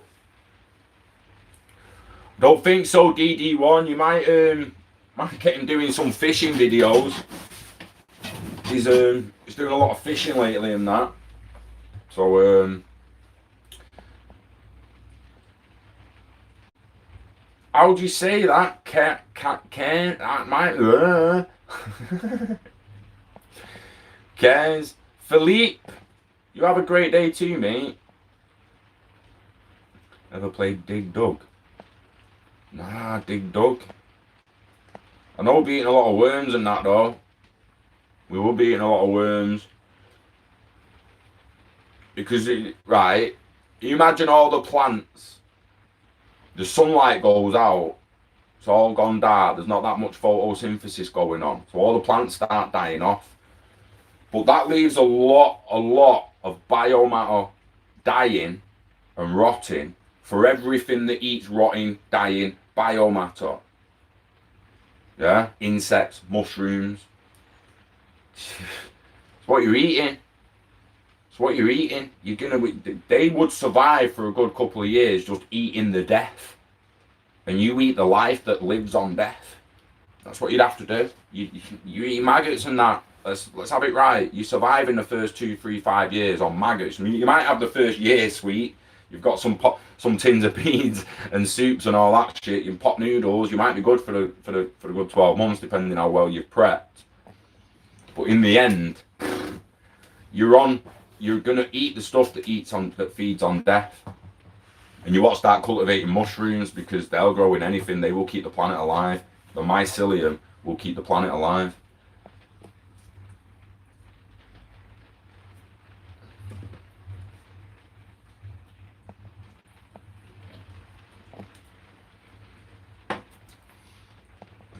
Yeah, Kurt sadly no longer with us.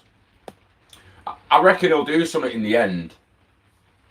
I think he'll do some sort of channel or something at the end. I mean, he was going to do that geopolitical stuff on it, but I don't think he ever got round to it. And with the current situation, I don't see him half as much as I used to. I used to see him near enough every day. Only seen him like twice in the last fucking 2 months at the moment or something. His little girl's getting massive pretty quick as well. You know, like when you don't see someone half growing up. But yeah, he's just concentrating on life a little bit. I think he just to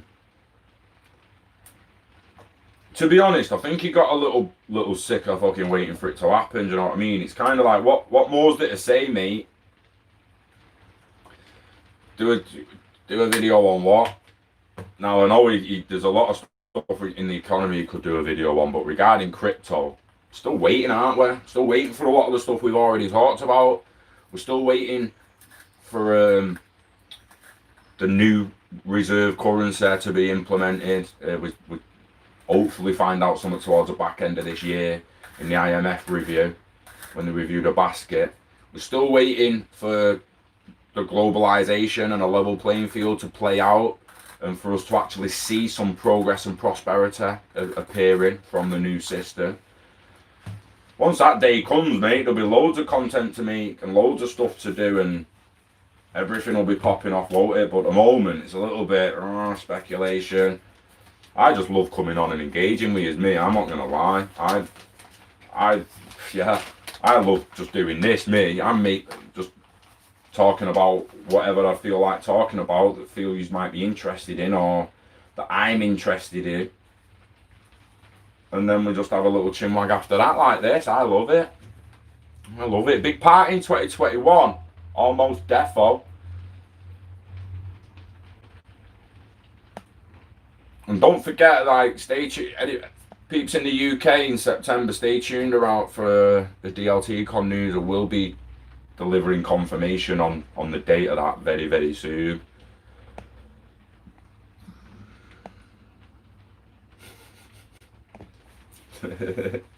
Hey, it's like, I do use my imagination. Maybe not as much as I should. But I get it, man. I get it. I truly get it. Like I say, it's why I still come on, doing content every day. It's just hard at times, and you try to find something to talk about that you feel's proper relevant. But we covered XLM the other day, about a week ago or something, maybe 2 weeks ago, and I legitimately like go to Google and search like XLM fees and try and get like the explanation of the fees and the burnt XLM, why they did it, how it's been done, what about the fees, because we did it on the computer the other week. Excuse me, we did it with XRP, and it took us straight to xrpl.org, straight into all the ledger information, told us about the transaction fees, told us about the network fees, give us consensus algorithm hyperlinks and everything to follow it all, even links to Spring and other developers and everything else that's happening. XLM, I couldn't find shit. I legitimately couldn't find anything on XLM.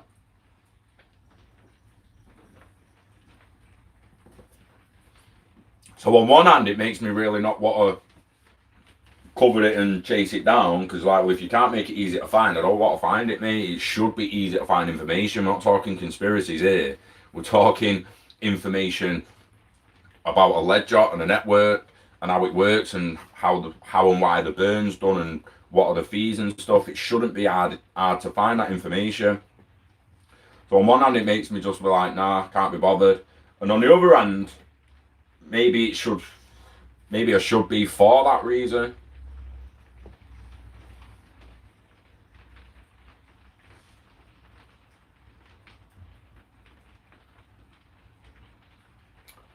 And UK from London, nice James.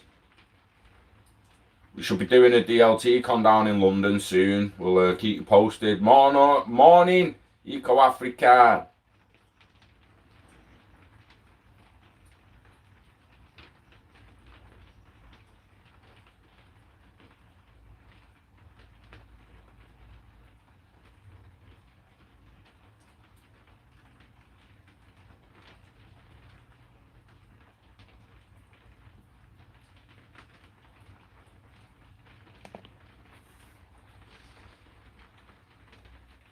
Yeah, it is still that date, boo.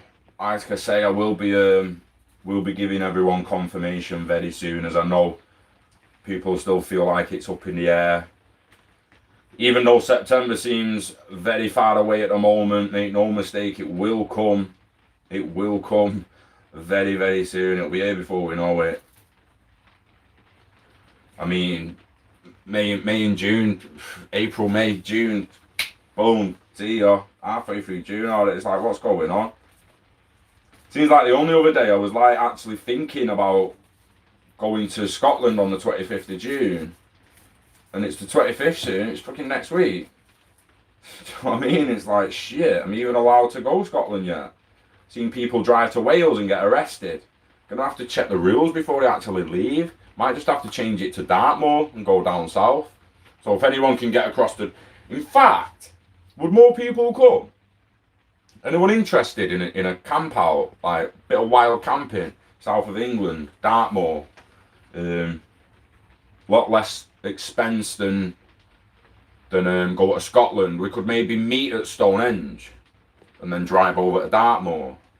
We could maybe even stay the Thursday night at Stonehenge and then drive to Dartmoor on the Friday and stay in Dartmoor the Friday, Saturday. Anyone interested in that? It's on the table. It's legit on the table. If people are interested.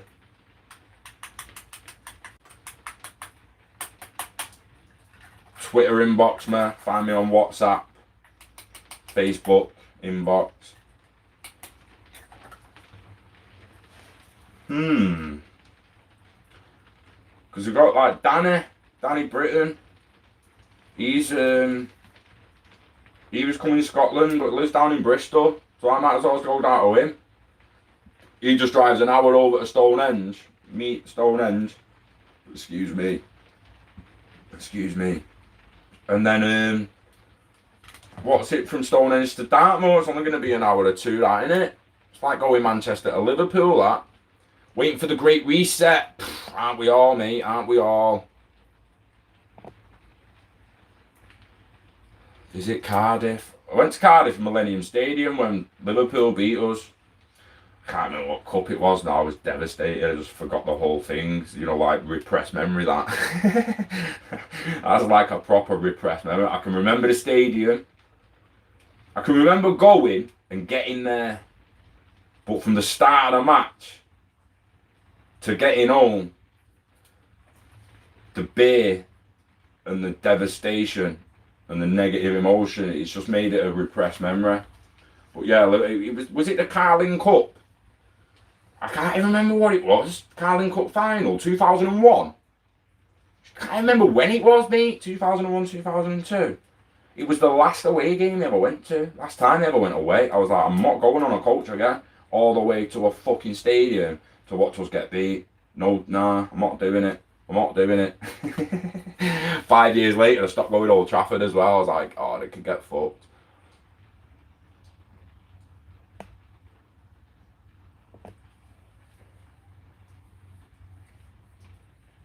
Yeah, well, what I do one every year, to be honest, Alan, and not even necessarily in the UK every year, what I start doing a bit of travelling.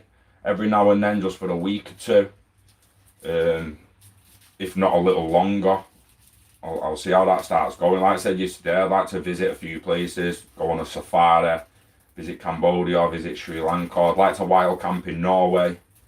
There's a few things I'd like to do. You know what I mean? I've made the switch now from, I made it a long time ago from pissed up holidays and that to actually wanting to explore the planet I'm on.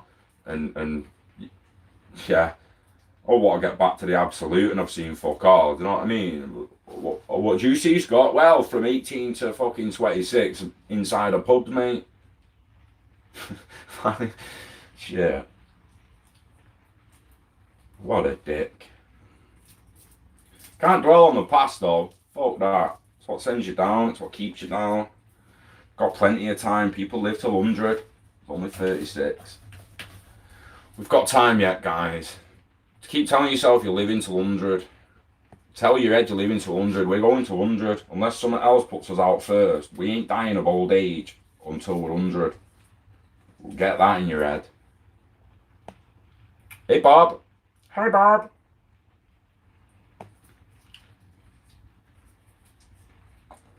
Latest James.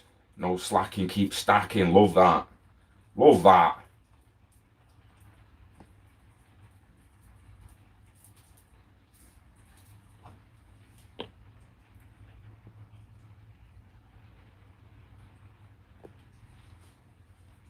Montreal, Quebec. Are you in Bristol as well? Nice. Raining. It's always fucking raining somewhere. Do you know, if you're in a place where you're prepared for rain, like, have you seen Japanese and China, like some Japanese, I think it's mostly Japanese and Chinese as well, but where they have the big estates and buildings, but in between every building, the path has got a shelter because they have proper rainy seasons. If you're prepared, you put, like now, it's raining out there, so I'm going to want to put my hoodie on to go back in the house, but it's quite warm, it's quite humid, it's not cold, it's just raining. So it's legitimately like flaming tropical weather. If I was just covered all the way to my door, I'd walk back to my door in shorts and vest. Wouldn't bother me. Yeah, patience. Big moves do take time. You know what's going to take longer though? What's going to take a lot longer than adoption, and that's going to require extreme patience, is maturity, guys. Like, when we think about what's happening with currency to currency and cross-border payments actually not settling until the back end of next year or maybe even 2023, that's pretty crazy. Do you know what I mean? Like, RippleNet will have global reach by the end of next year, they're saying. But not everyone's using RippleNet. So they need to use someone that's connected to ILP that can connect to RippleNet, so they're connected to the Internet of Value of the future, which is still to be adopted and talked about in mainstream circles. It's weird. I can't wait for the day where they're just on the telly talking about the Internet of Value and bridge assets and XRP, and people really think it's going to be like that. It's not going to go to a couple of dollars when that happens. Surely it is.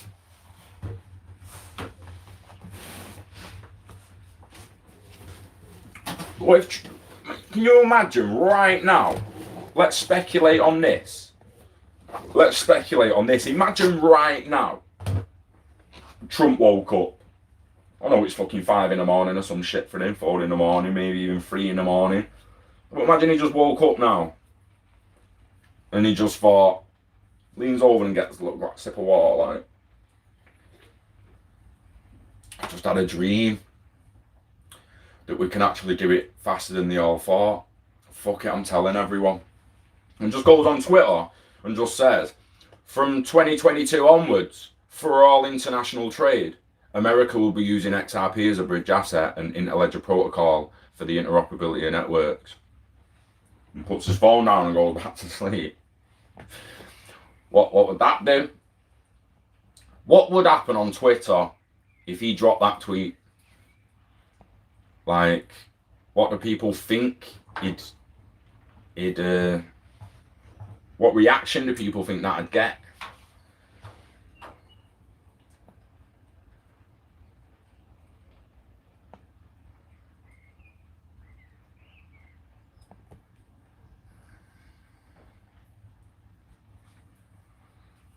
Nice, Alan. Nice. What if you can?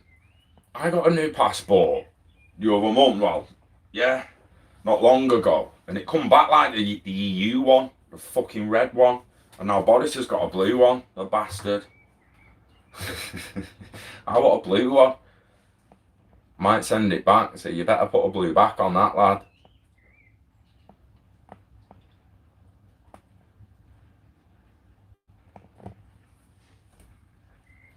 Yeah, Stephen Allen coming over. We'll put 2 to your flights. Send you a couple of XRPs to put 2. When it's $50 each.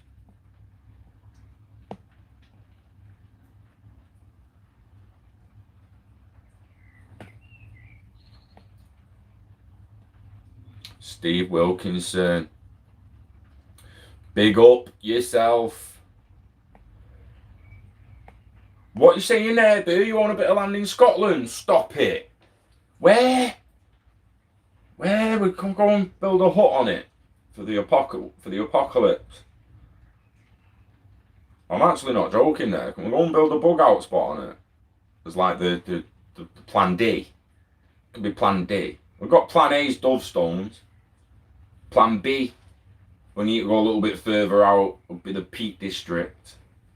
If it looks proper bleak at first, we've got a plan C to just be Snowdon in Wales, just get the fuck up Snowdon. Like, or even Ben Nevis or something. We'll just go to one of the big mountains. One of the few mountains we've actually got that can be considered mountains and not just hills. Like, get up there. But only to the point where you only have to come down a little bit for any food. But like I say, the worms and that are going to survive off the death, so you have food up there. We need a bug out location. You're giving us a plan D or something there up in Scotland, Boo. Joe Glen. Oh, how the... Joe Glen. Dinas Castle. Dinas. Dinas. Has that happened, Dinas? Saw that. Oh.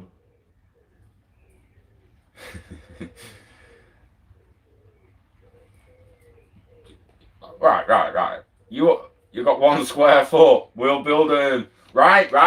Yeah. But we'll see about getting planning permission for building we'll have a square foot post as the foundation. And then we'll build out of that. And we'll have helium balloons holding the corners of the building up. So it's balanced with helium balloons. Loads of them. Up. Seen up.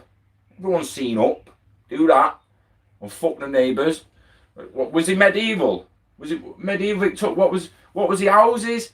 Where they built up and then came out. So they were saving floor space. Shit, what kind of houses were them? We'll all stand on each other's shoulders. I'll get the bottom.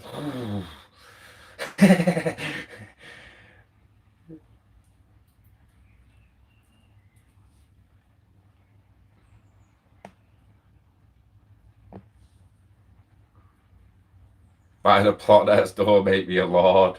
Medieval gaps. Is that what they were, blah? They were in it, like, so they built the bottom small, and then they built out on the top floor, a little, like on the first floor a little bit.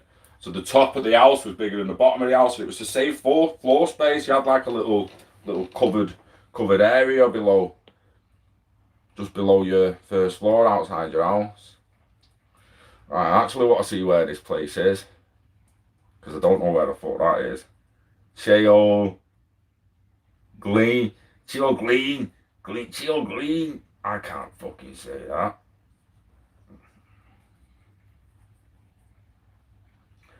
Dunas Castle. So you own a bit of the land around the castle? Oh, that's proper. That's on the little. It's ponytail thing, you know, at the back of Scotland, back of the UK. The UK's ponytail. It's like, oh, his mouth open. Oh.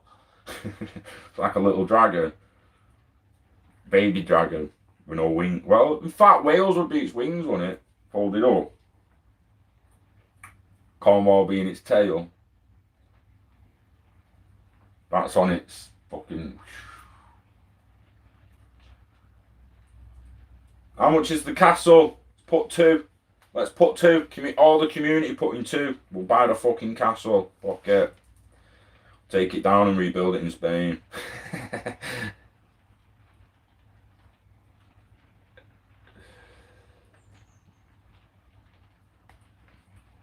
Yeah, I would. See, there's places I want to go in England and see, but it's like I want to go to all the ancient sites and that, like Stonehenge being one. That's why I'd meet down there if we went in June. Yeah, look at that slide. That's the shizzle, mate. Boom. I'm gonna speak to Danny about going Dartmoor instead of Scotland.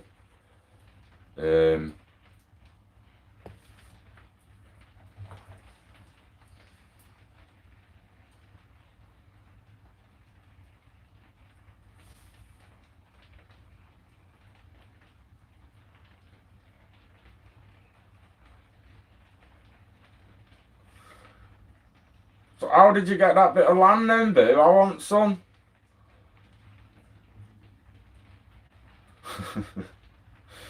I want some. Become a lord, laird, or lady. Scottish laird, become a lord, Scottish lordship. I want 14 to 30 quid. Is that it? What? Chatting shit.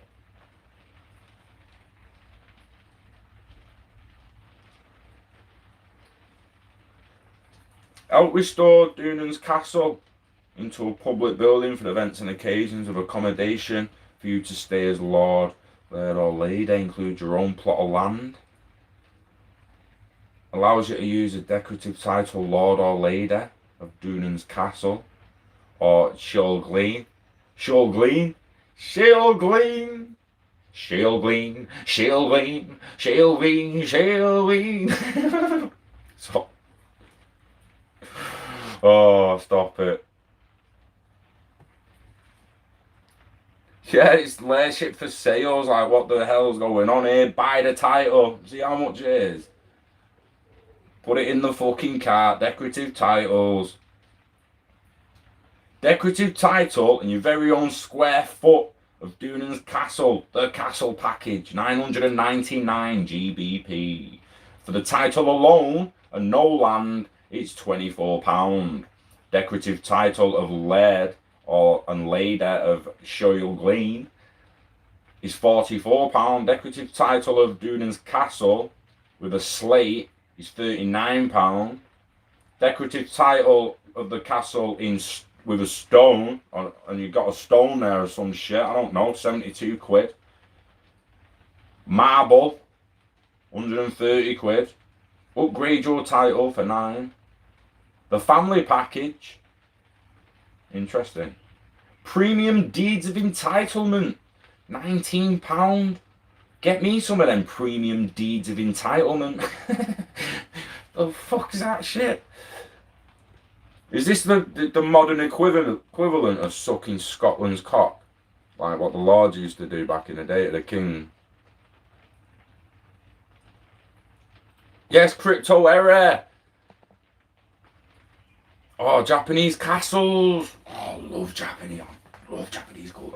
I'm turning Japanese, mate. Can you tell? I love it. Japanese castles. Oh, I'm gonna get on there now. So you had your name changed at your bank for Mr. Lady. Yes. I saw a tweet area on China, and it's America. It does kind of need to like step up its gaming exposure to what it's actually doing in it. All we've got now is Fed now, ISO by 2023. It's like, sort yourselves out and just come out that you're working with Ripple for an interoperable future. It's ridiculous. New tabs, ancient Japanese castle. Oh, what? See, we could all go to, when I would go to Japan. Area you can give us some good places to go. Yeah, let me just search this now.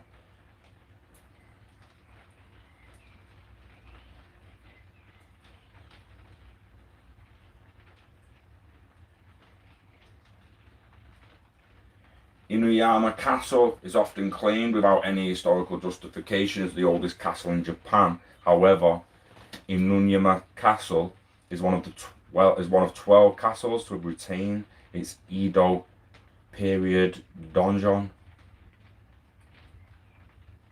Tenshukaku. What's Tenshukaku? It's intact. Oh, some of them, my days, mate.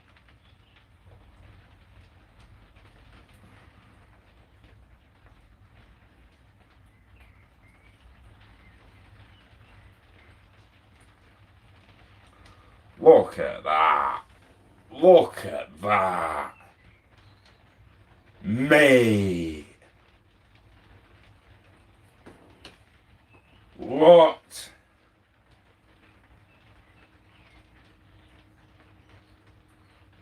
They're proper, them, aren't they? Oh, see, that's what I mean. I'd love to visit some of them.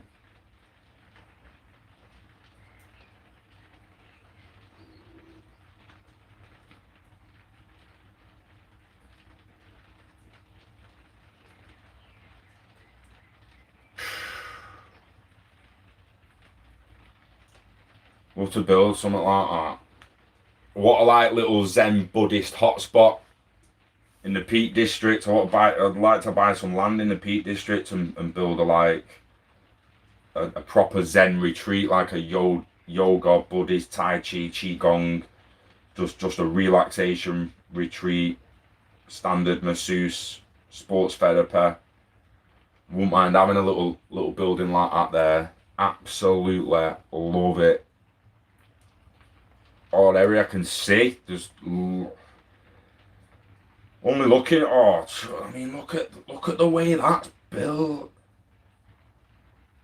From the stone base, and look at it's anti-earthquake, like the pyramids and that, innit?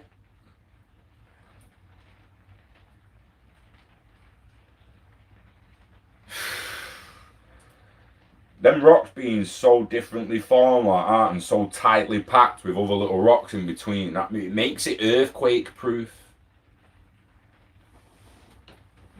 That's unbelievable construction. Built in the 1600s. It looks like it could have been built last week, doesn't it? Looks brand new. It looks brand new. Drinking guide and eating guide. Deal. I'll be yours if you ever come England, me and Boo. We'll yeah, massive farmland out west, Boo. You're on it. You're on it. Love for HQ and studios. I'd love to be able to build everything, me, from theme parks to retreats to all sorts. We'll have to see what kind of ideas people have got in the future when a lot of capital comes in and you've secured yourself and your own family, and anyone who wants to start building something or helping other people, there's going to be more than enough of us to get together and actually start making a difference. There really, really is. Make no mistake of that, guys. We just need patience and the belief, the hope.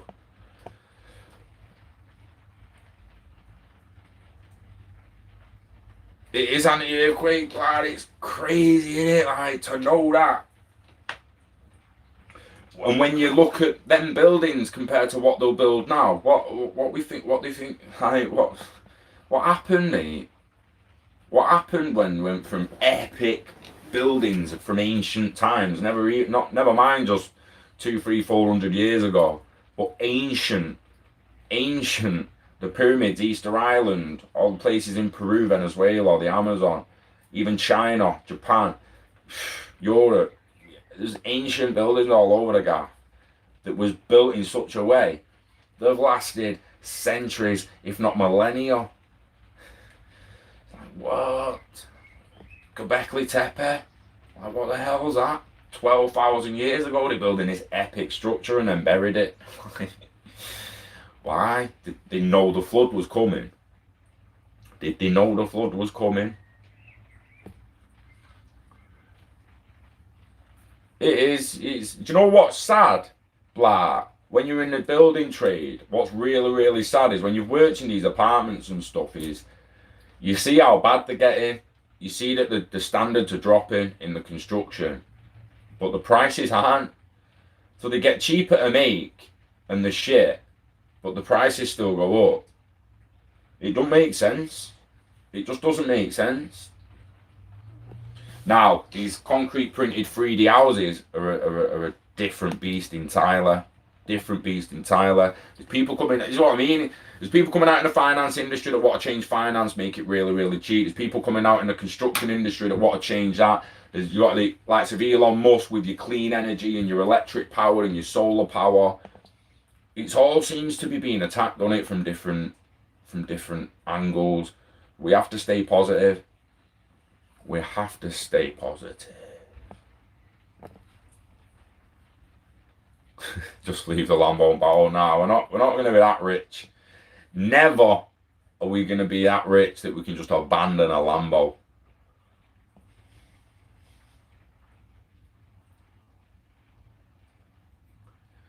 The car's going to park itself, guys. Wake up.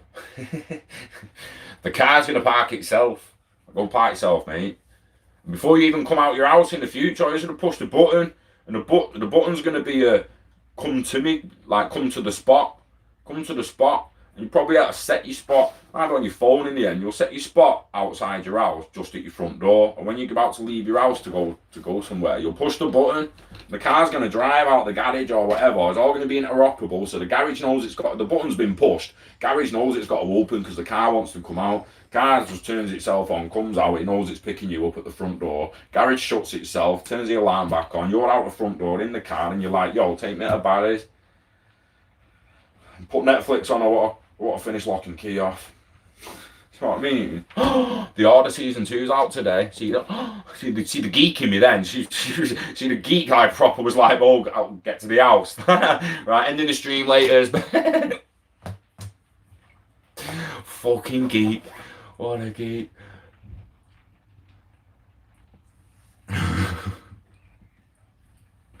Cook you some tater ash. Call it tater ash here, you call it tatty ash. Call it Teddy Ash. Teddy Ash? Call it Teddy Ash, man. Warranty man and work for general contracts. So I had 2 pools, screwed his customers. Whoa, once you do a pool sand change, mate. Ooh. Changes your perspective of the pools, that done it, son. Maybe, yeah, we'll think twice about just jumping in a pool in future. Makes you go to places like, yeah, go to the lifeguard or the pool attendant in the gym or the pool place. Yeah, mate, do you know when's the last time this had a sand change? Do you know when the last time this had a sand change was? A week ago, a few days ago. Yeah, put chlorine and acid in today, yeah, you check the pH, yeah, is it good, yeah, fluctuating a lot. How many people's having a piss? Because he knows, mate. He knows the attendant at the side of the pool when he starts testing the water, he will have it a certain pH and he tests it every hour to make sure it's a certain pH, and either has to add a bit of chlorine or add a bit of acid. Now, he won't just pour it in front of you. They'll go into the pool plant room and tell the machine what the readings are, and the machine will be like, oh shit, it needs acid. And it'll spit acid into the system and bring the pH to the level. If it needs alkaline chloride, it'll do it the other way. So he knows if he gets it to pH and then a load of kids come in to play on the inflatables and shit, and an hour later the pH it's dropped or got up to it's changed in a volatile way. He knows a load of them kids had a piss. Oh mate, it's like legit. You could walk into a pool and just be like, yo, has the pH been fluctuating? When's the last time? And you'd know how clean the pool is. Legitimately.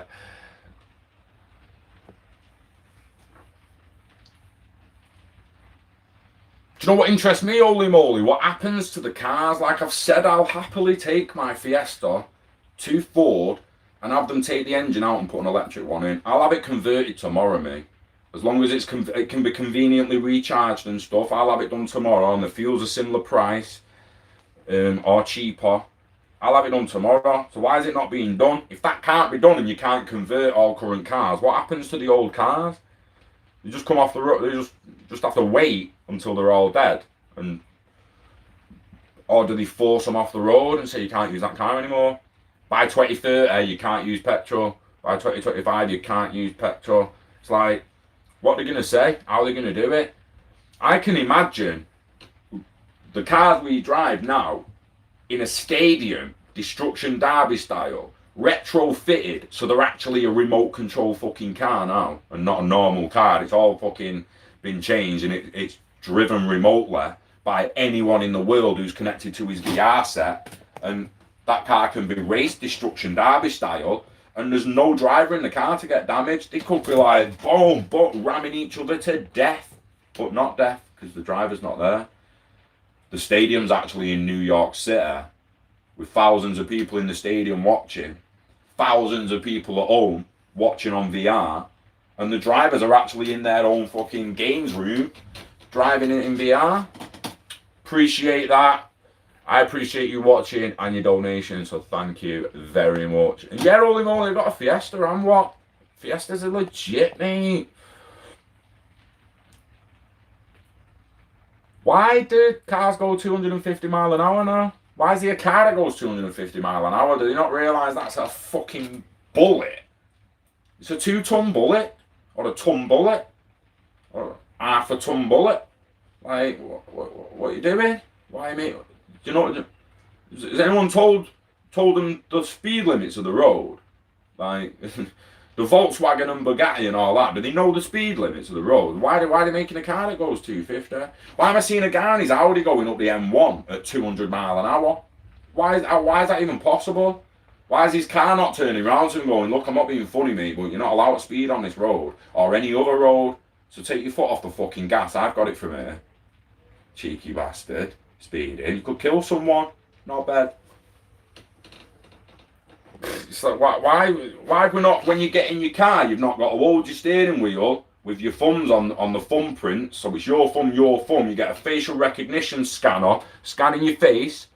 As the face scans, it brings out a breathalyzer. As you're doing the breathalyzer, it's scanning your thumbs and your iris in the steering wheel, and and the car's like, yeah, you're below the limit of alcohol. I'll turn on for you. I've got facial recognition and biometrics and all that on my phones. I can have it in my car. Breathalyzers are fucking that big now. You can buy them for like fucking 30 quid online. Why are they not in every vehicle? Why are they not being fitted in every vehicle on the next MOT test? No more drink driving at all. The car won't fucking start. Immobilised because you're over the limit. And don't tell me that someone could do it and then get out of the chair and let someone else get in the chair and him actually drive pissed, because then the facial recognition would be like, yo, he just changed drive, or do you think I'm fucking stupid? I'm watching, you dickhead. What? They lose all the fine there that they're charging people for getting caught pissed up, even if they're only slightly over the limit. Come on, guys, wake up, man. They want people drink driving, otherwise they'd stop it like that. What's the safe limit for THC in the human body? I don't know. Do you want to know the prescribed limit? 2 micrograms. 2 fucking micrograms. Do you want to know the prescribed limit of cocaine in the UK? 10 micrograms. 5 times more. You tell me who made that fucking law. Tell me who made a law where people can drive with 5 times the amount of, like, cocaine, 5 times the amount of what they're allowed with cannabis. Who made that law, mate? That tells me there's politicians doing cocaine, but not weed. They don't smoke weed, but they little microdose of that in the morning, little bit of that in the morning. Ooh, yeah, you're fucking right. What? Give me another logical reason for that law, please. When you think about who wrote the law, who passed the law, who brought it in. What else? Another logical reason. I'm waiting. I'm gonna wait for that. Laters, blah. Take it easy. Much love to you too. But so serious, on a serious note, what logical reason have we got to allow up to 10 micrograms of cocaine, but only up to 2 micrograms of cannabis? That means they want to fine all the cannabis smokers with a tiny little bit of fucking weed in them in the system. I had 4 micrograms of cannabis in me when I was pulled over in 2000. Pulled over. What a dick. I wasn't pulled over. I crashed my fucking car. I wasn't stoned though. Wasn't high. It was just in my system. This is what I mean. And Sly's putting it. What's a safe amount? It's going to vary on the person, innit? Just like drinking would. You can't tell me you can take an 18-year-old kid who's not had a drink in his life, take him into the pub, give him 5 shots of JD, 5 shots of JD, 25 mil, give him 5 of them and let him go and fucking drive. He's never had a drink in his life. He's not broke the limit. He's not broke the limit. He's had 5 units. He's fucking on the limit. How's that like?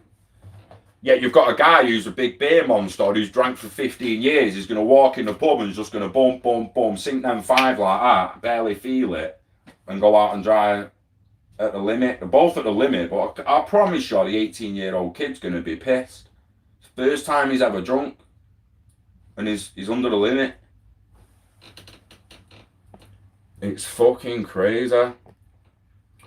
Holy moly, is it true that all pilots have to speak English, no matter where they're born or what the native language is? All pilots, like, is the language of aviation everywhere in the world English? Oh, I've always wanted that clarifying. Yeah? Interesting.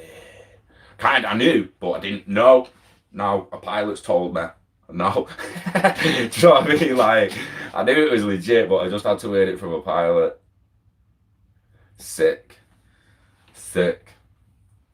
Stands the reason why it's you know, not just for if they want to be a doctor, international lawyer, pilot, anything like astronaut. No, I saw the other day, interoperability in space. Interoperability in space. I was like, yo, they went interoperability in the 90s in space. So they all had their own little space stations in space.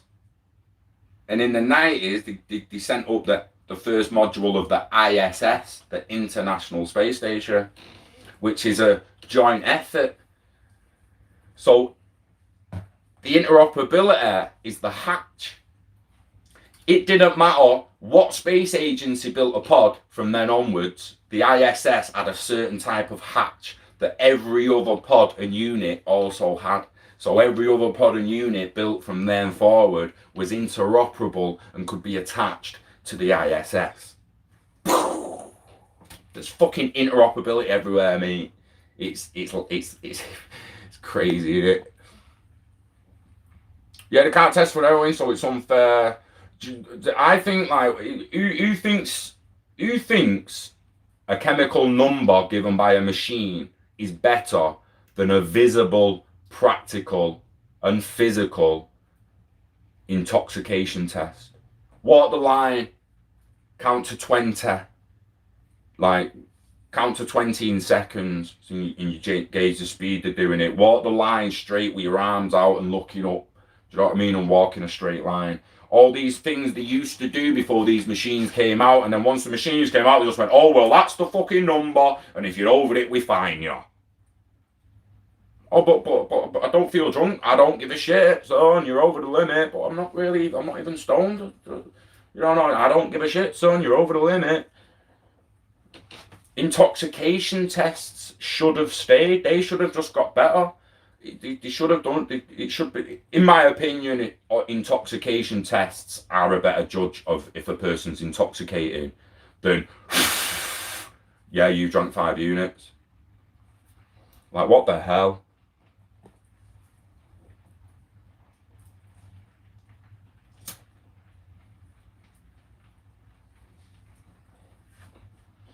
Right, I'm winding down now. So deep talk, conspiracies, don't give a shit, whatever. Can't wait to quit your job. Bunk, mate. I think my job got quit for me, mate. It was like, no work for you now, Scott. Go home, mate. And because you're a self-employed agency gimp, there's no 80% wage for you. Because there's no employer to give you an 80% wage. Oh, 80% wage?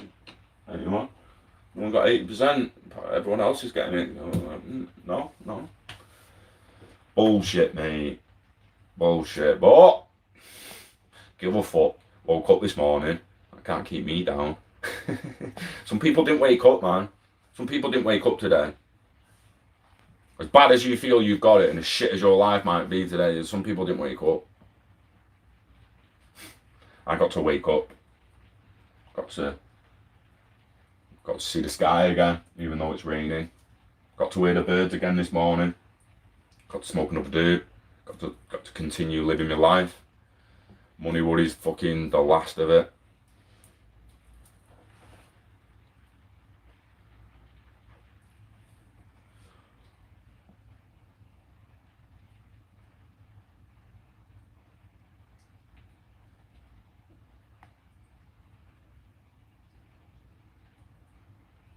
Use close then.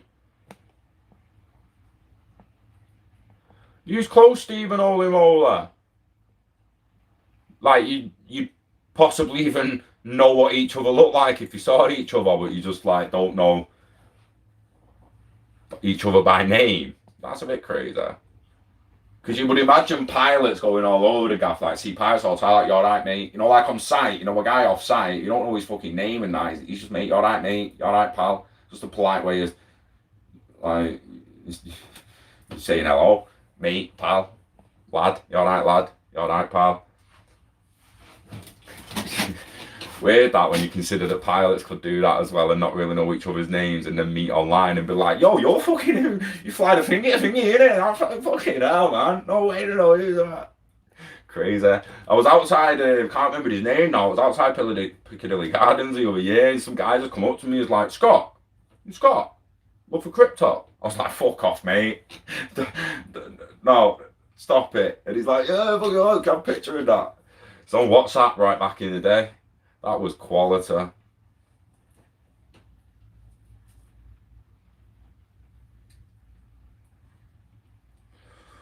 What's that diesel out? No, don't put a laughy face after. If you be serious there, someone killed themselves over a loss.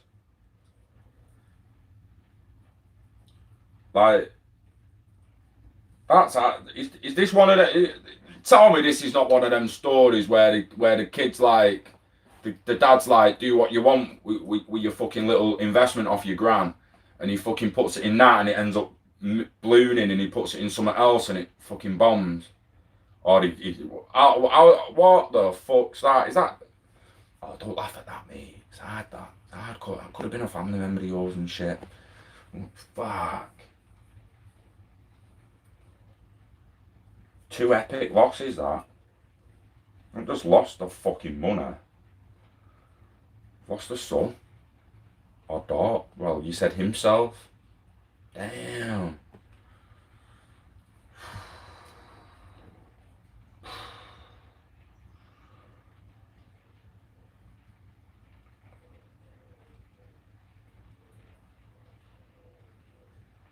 Fucking hell, 20-year-old killed. Then it just comes up, kills himself, Robin Hood. An hour ago.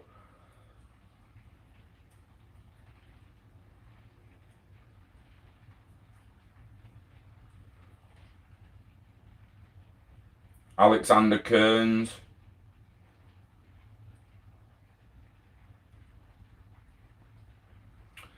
"20-year-old customer of retail investment platform Robinhood died by suicide on June the 12th after seeing a negative balance of $730,000. Alexander Kearns, a student of University of Nebraska in the US, was living with his parents in Naperville, Illinois. A note found by the camera allowed such.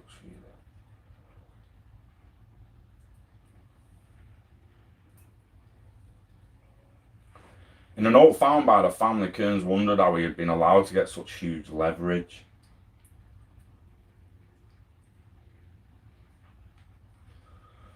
How was a 20-year-old with no income able to get assigned almost $1 million worth of leverage?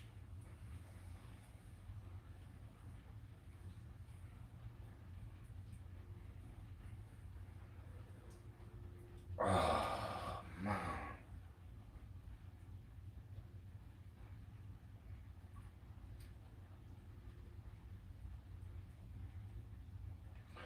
Right, if America has this accredited investor stuff, how's this been able to happen? Right, it's not fucking right.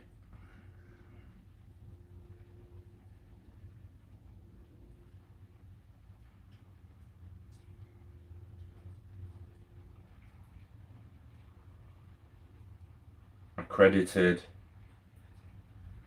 investors.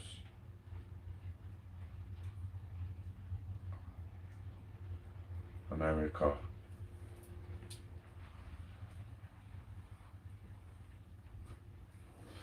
So, right, the BAB ICO that I took part in fucking very, very early in 2018, one of the first cryptos I even bought during the ICO, be your own bank, everyone, bank account based blockchain. They didn't let Americans buy into the ICO unless there was an accredited investor. And at the time, I didn't really know what that was. I looked into it a little bit, and it meant that you needed to have a little bit of value and experience before they let you into certain markets and certain values. So with that, if BAB, a brand new crypto, simply just try to follow regulations and stuff, is preventing Americans, why has he not been prevented from getting that kind of leverage in a country where you're supposed to be, it's supposed to be monitored? In the United States, to be considered an accredited investor, accredited, fuck off. One must have a net worth of at least 1 million, excluding the value of one's primary residence, or have an income of at least 200,000 each year for the last 2 years, or 300,000 combined income if married, and have the expectation to make the same amount.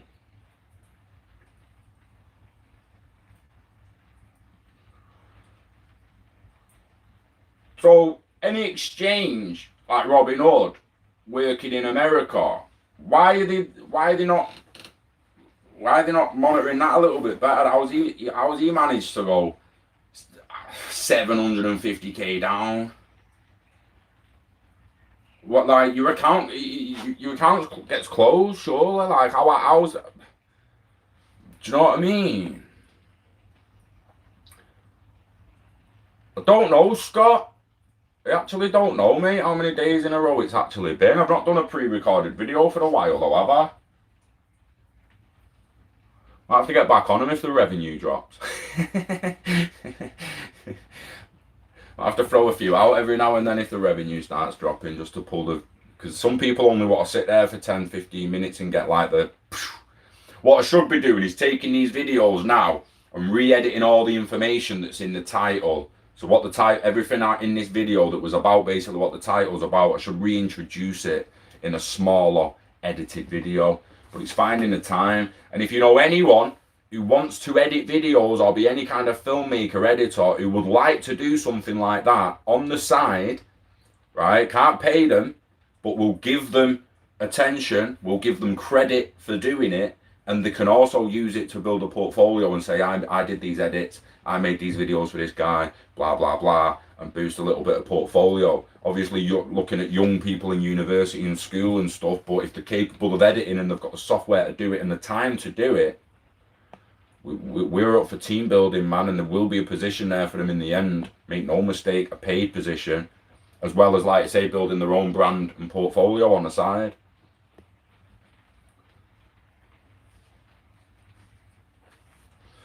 Yes, Scott.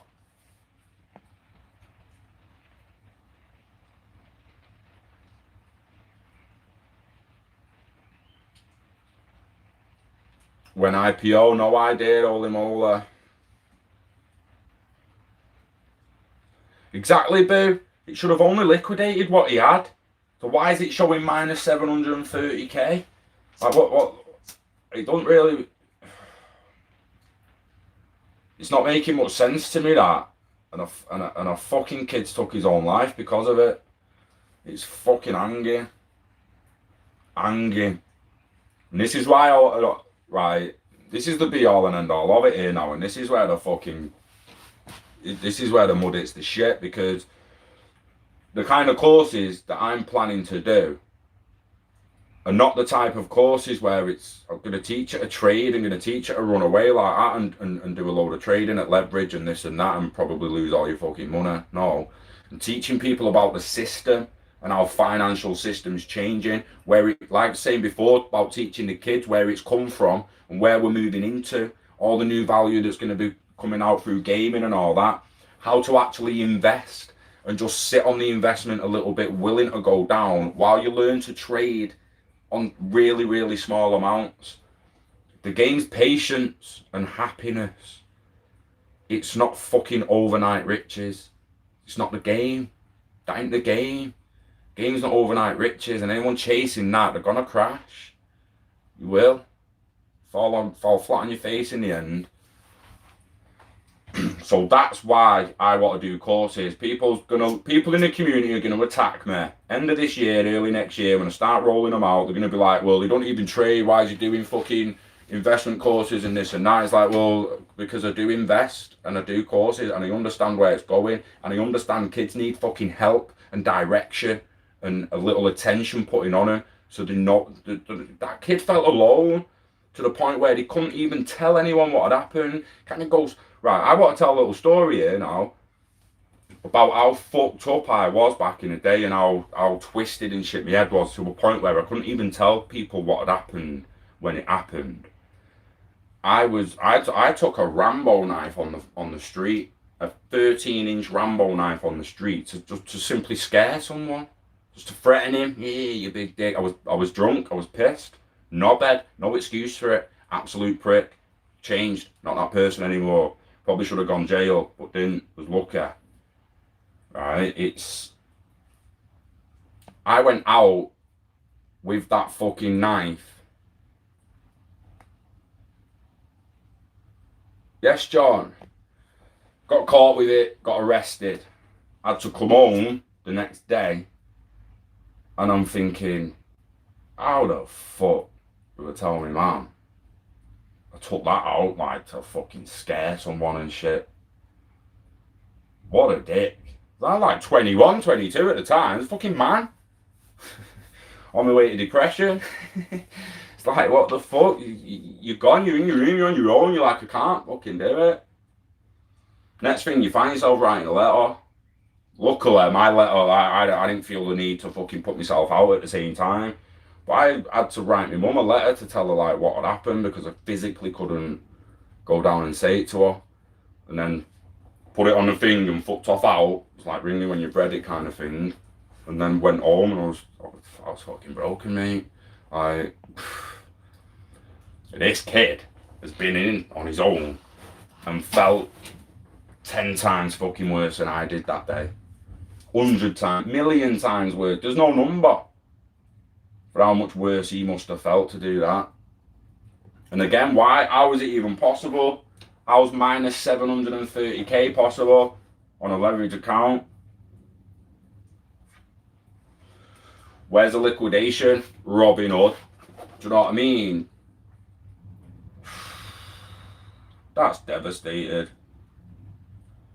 The poor fucking lad.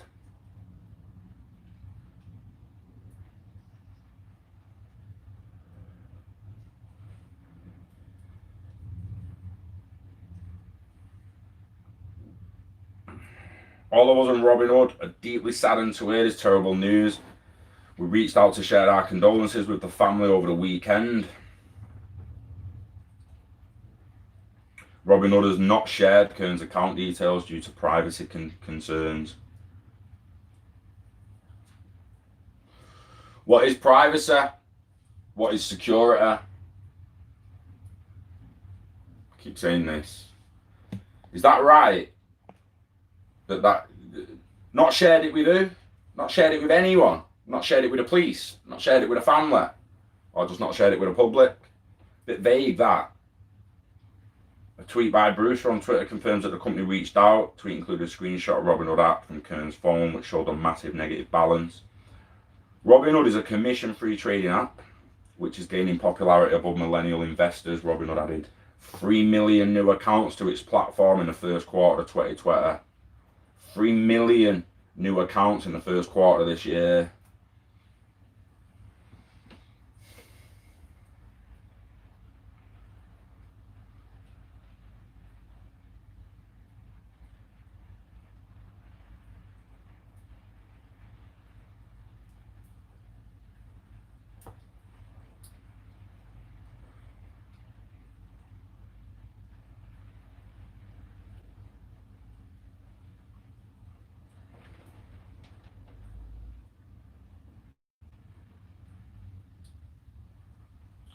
So, that's a tweet. I saw Robinhood app response and can confirm they did reach out. The family isn't ready to speak yet, since they can't release the account details. Here's the screenshot, right? So, without speculating too much, something's clearly going on in the background. Family's not ready to speak. But how does 16K account lead to a minus 730?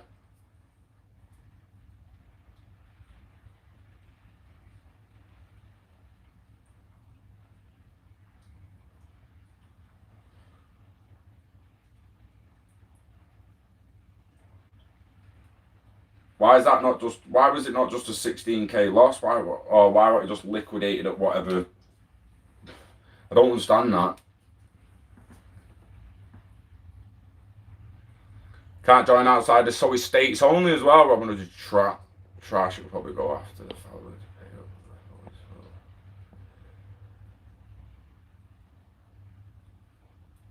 Emotions in trading are grim as fuck, Scott, which is why people need to be taught to do it properly. And again, I've got to say this now, and I don't know for a fact, but it appears Indy Keeler is the only guy at the moment who, from basically the beginning of me meeting him and knowing him, who has stuck by and progressed with his students, whose students seem to do well, who they give him feedback saying he's doing great. I've not done his course, I don't know the ins and outs, but he is legitimately the only one at the moment who teaches people to have an investment on the side and turn the trading into as stress-free as possible passive income.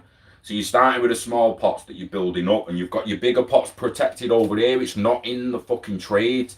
It's people going in and learning a little bit off a course, and then not having that mentor there that's like, don't go all in there, mate. I don't care how you feel, your emotions, you're getting giddy because you've had a few good trades. Don't do it.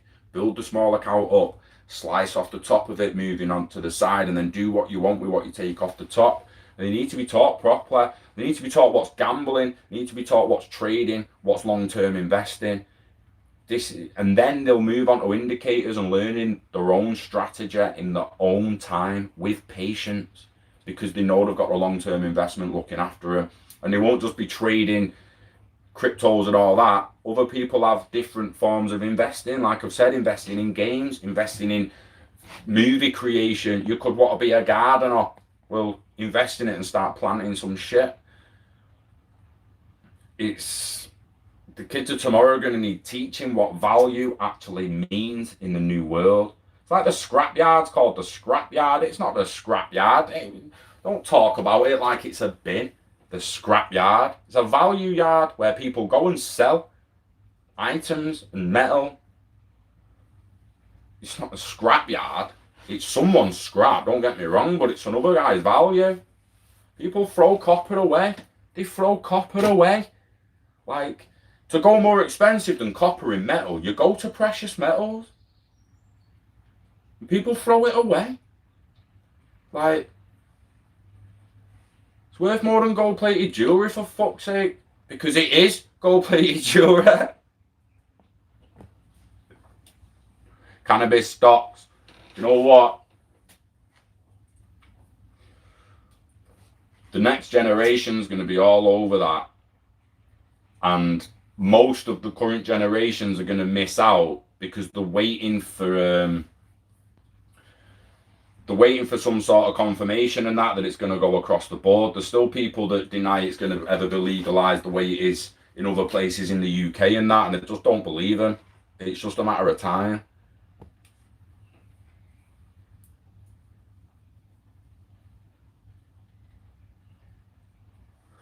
Seriously, Alan, I still try to accuse, still waiting for it to come back, should we say. So we all saw the T-Fuel.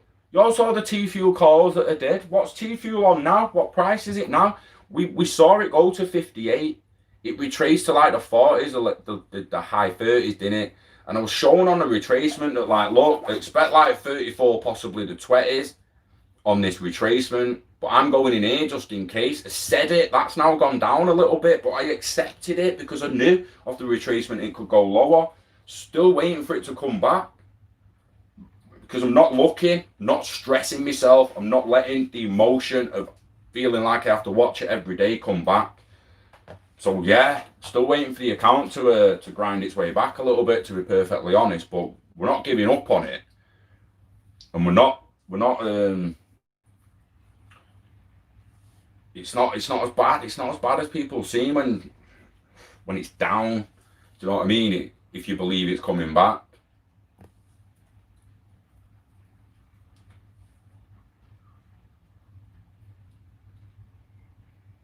Yeah, Adam, you just got to be careful which ones you pick, aren't you? Because some, I mean, imagine, like, I always think now, I question the licensing.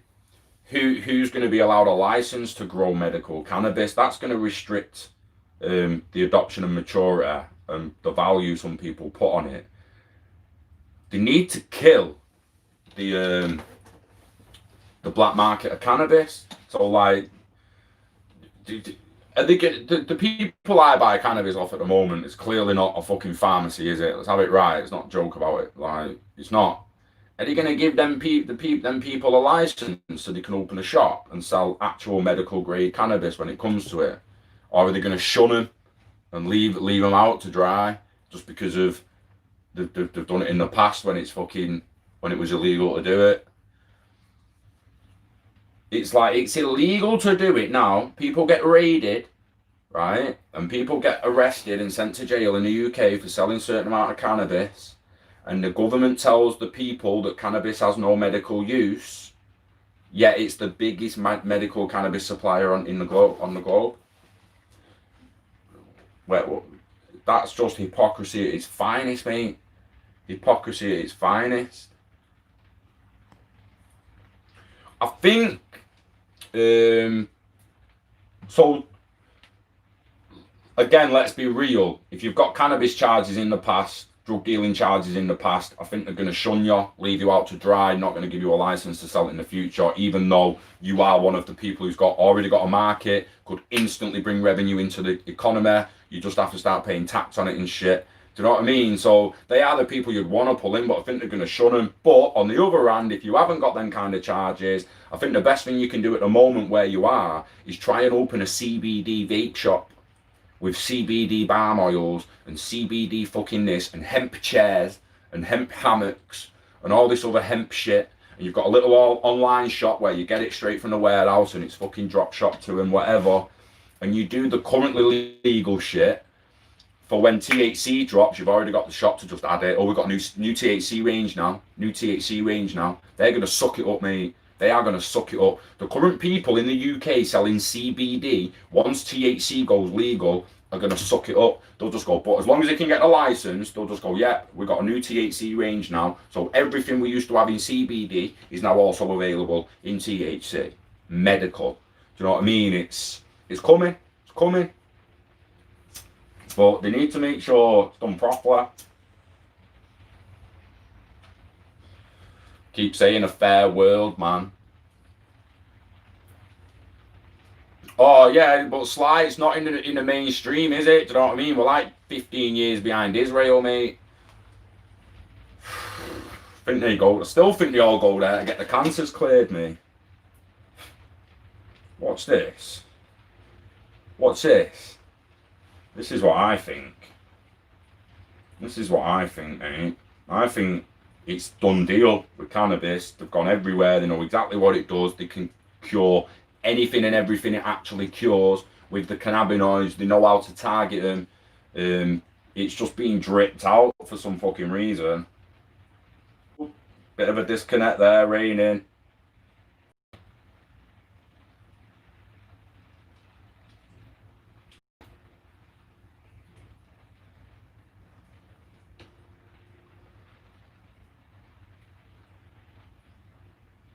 Go videos. There's a doctor in it. It was about 2008. Oh, don't tell me I'm not going to be able to find it. In Israel in 2008, they cured cancer tumours in mice by injecting it directly with THC. Before they was even doing epilepsy with CBD, I believe.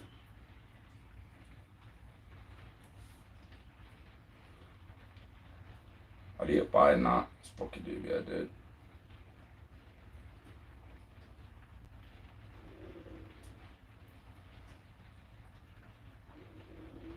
Oh, my stomach's rumbling. Stomach's rumbling there, lad.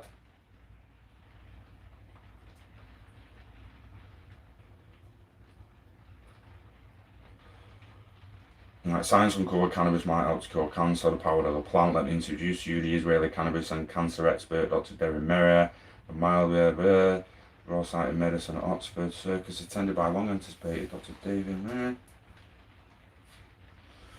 THC was first isolated by Israeli professor Raphael Bekolim in 1964, and medicinal cannabis has been legal from the early 90s. Has it?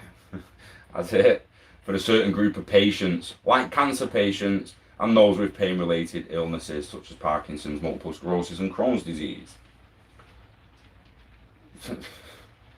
It's been a medicine since the 1990s. So what the fucking hell are the UK government on about? And they sell it. They sell it.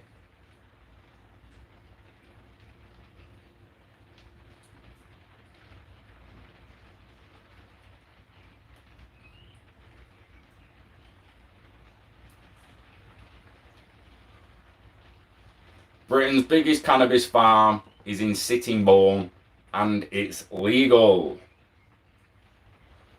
It's fucking ridiculous. The farm is run by GW Pharmaceuticals and scientists are set to develop medicinal uses for the drug.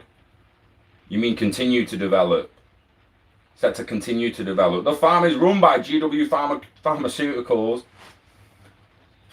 where around 2 million cannabis plants have been produced since its opening in 1998.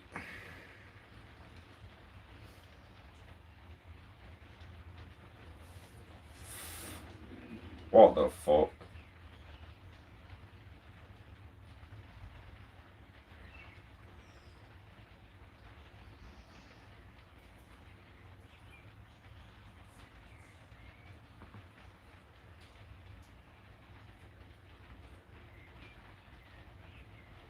Guardian there.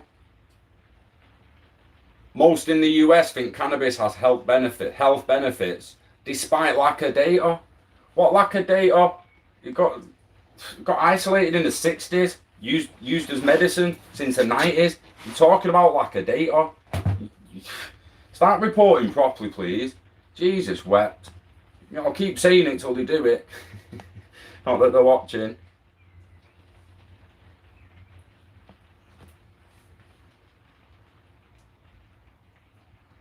Yeah, I've spoke to John about the licensing and stuff. Anna, John, it's gonna be a weird one. Colorado's a perfect example of how to legalise marijuana. They tax it responsibly and use the taxes for social programs. Number one reason I'm moving to Colorado. Want to retire from the military. Nice, Adam. Nice.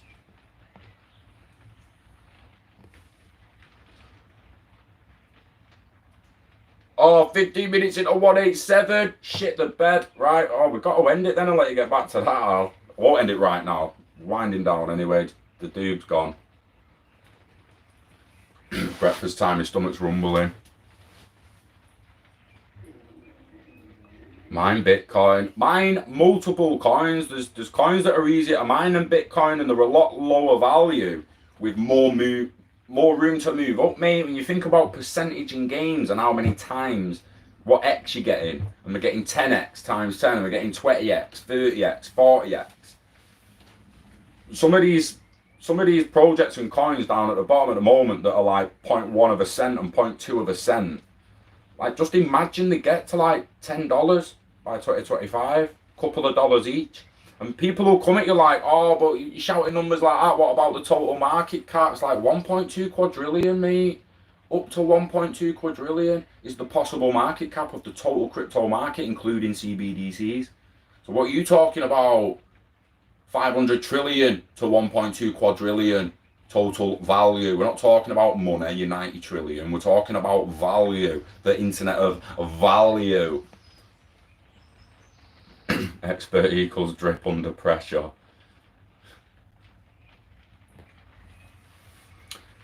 Do you know what? Electronium was one, wasn't it? What price is Electronium and how much has it gone up in the last year or two? Because you could have been mining Electronium. Got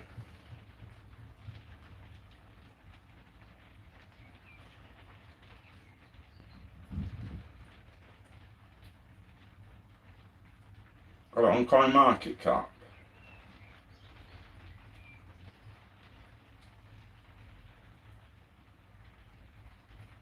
.6 of a cent Electronium.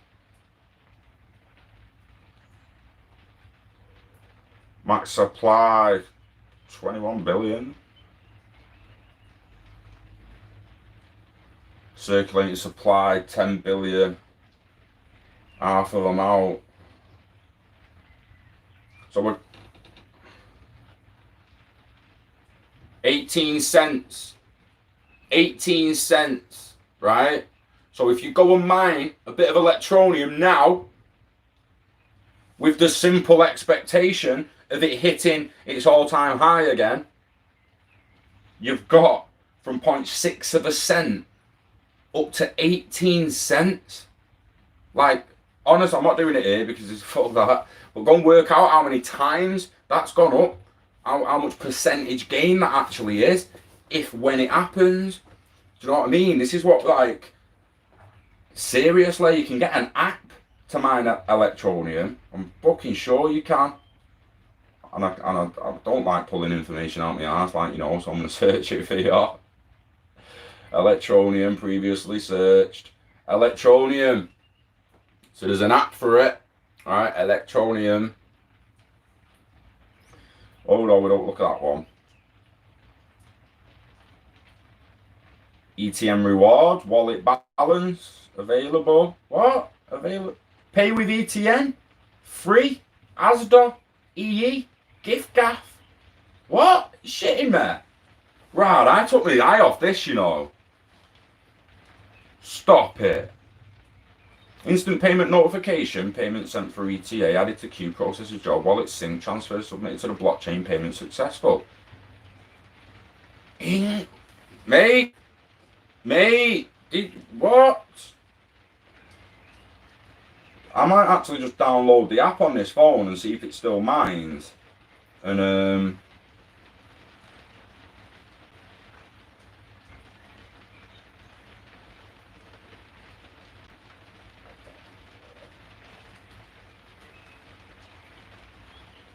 I've had an account since day one in 2017. I started cloud mining immediately. I've never moved any from a wallet or received any from any other.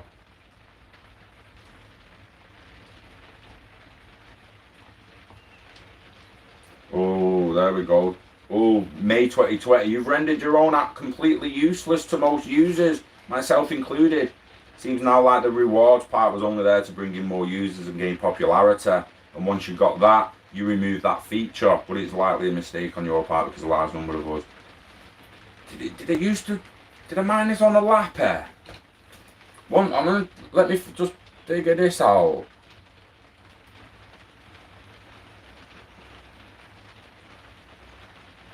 But an 8% in a year ain't bad. Let's have it right. Do you know what I mean? It's not the worst thing. Electronium, let's just log in with Facebook. Fuck it. Let's give it all the Facebook details. Why not, eh? Interoperability of signing in. Once you've done that with your Zoom app or your ILP pointers and shit and the future apps of interoperability with Value, it's going to know your secret every time and it'll just be instant after that. You'll only have to bish bash it once. After authorizing your device for your email link. Oh, check your fucking email. It's hanging to get onto my Facebook email. Go to Google. Stream will be over very shortly, guys, but I just want to check where the miner was. Sure, it was on the phone. Boo, you had Electronium miner. Have you been mining it, Boo? Here are some results from the web. Fuck. Oh, you can't mine it anymore. That's bullshit. That's bullshit.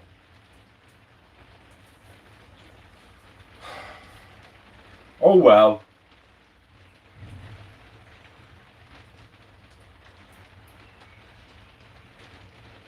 We're going to have a look at it, aren't we? We're going to have to search for mineable cryptos, and we'll let you all know. I'll try and search it later on and find a couple. Now, what I'm going to do, I'm not going to look... so I can find some currencies and get a little list. I'm not really going to look at the projects. That'll be up to you. All I'm going to do is find some mineable coins that are low in value, and we'll pick it up tomorrow. And if you end up too busy today, remind me tomorrow.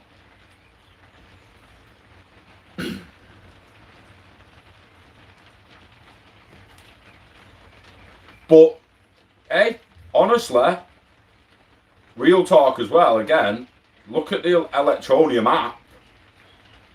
Spending money in Sdr, and you can pay your phone bill on free or EE through Electronium or something. It's just a shame you can't mine it, because you could have been mining it all that time and then add it to pay bills, phone bill and that.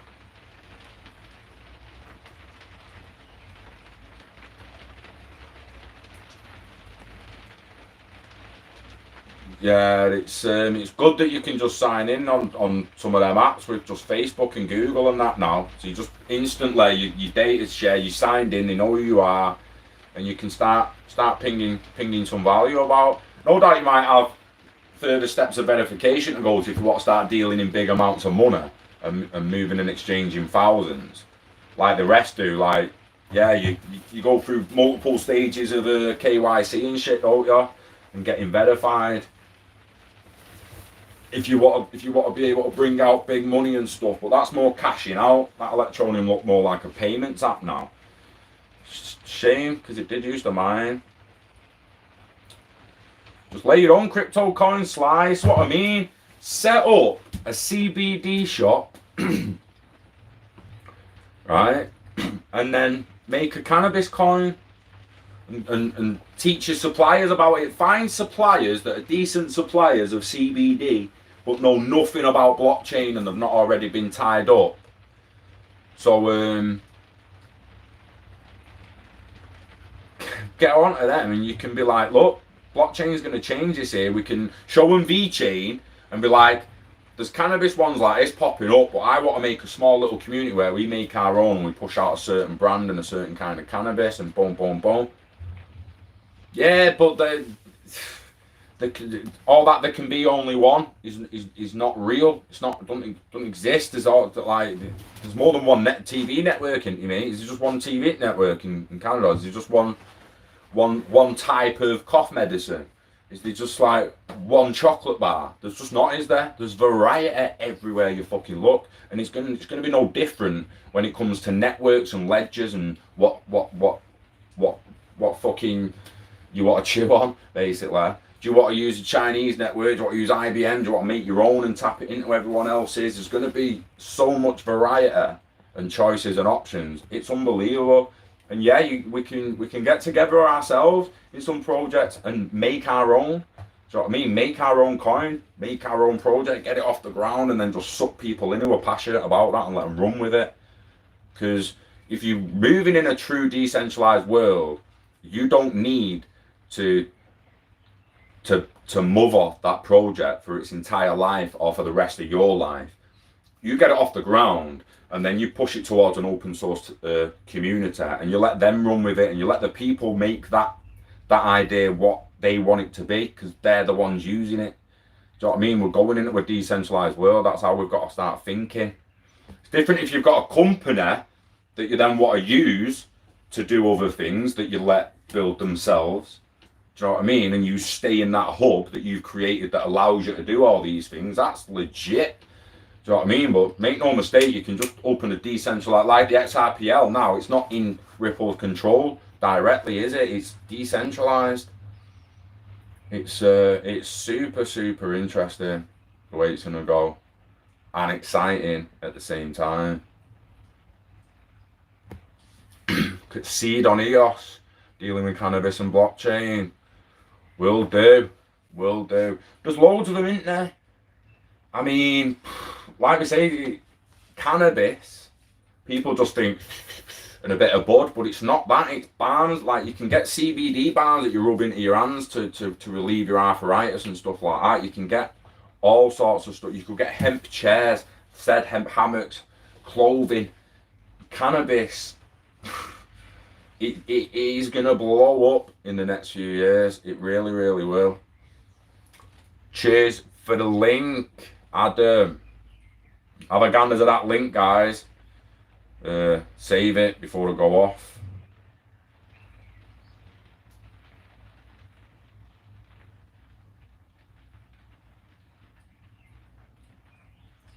Parcel, seed.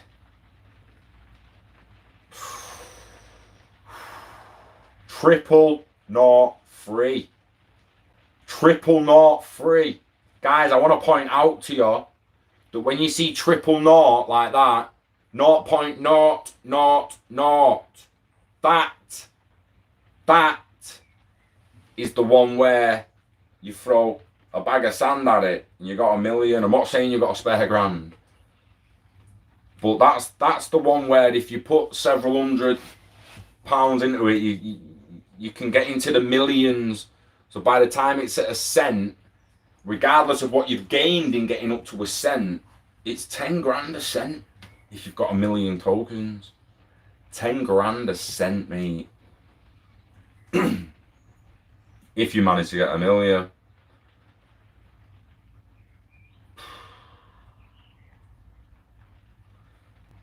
It's crazy that. They're the kind of coins you're talking about where it's like, there's just so much there. It's so much potential there to just put a little bit in and have thousands of the coins. You're talking about your kids. Do you know what I mean? Like, leaving stuff behind for your kids. So just 20 quid in that.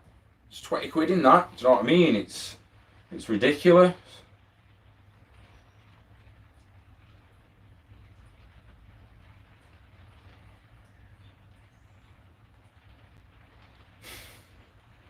I've like put 20 quid in, I got like 66,000 of them. Do you know what I mean? We're not playing games.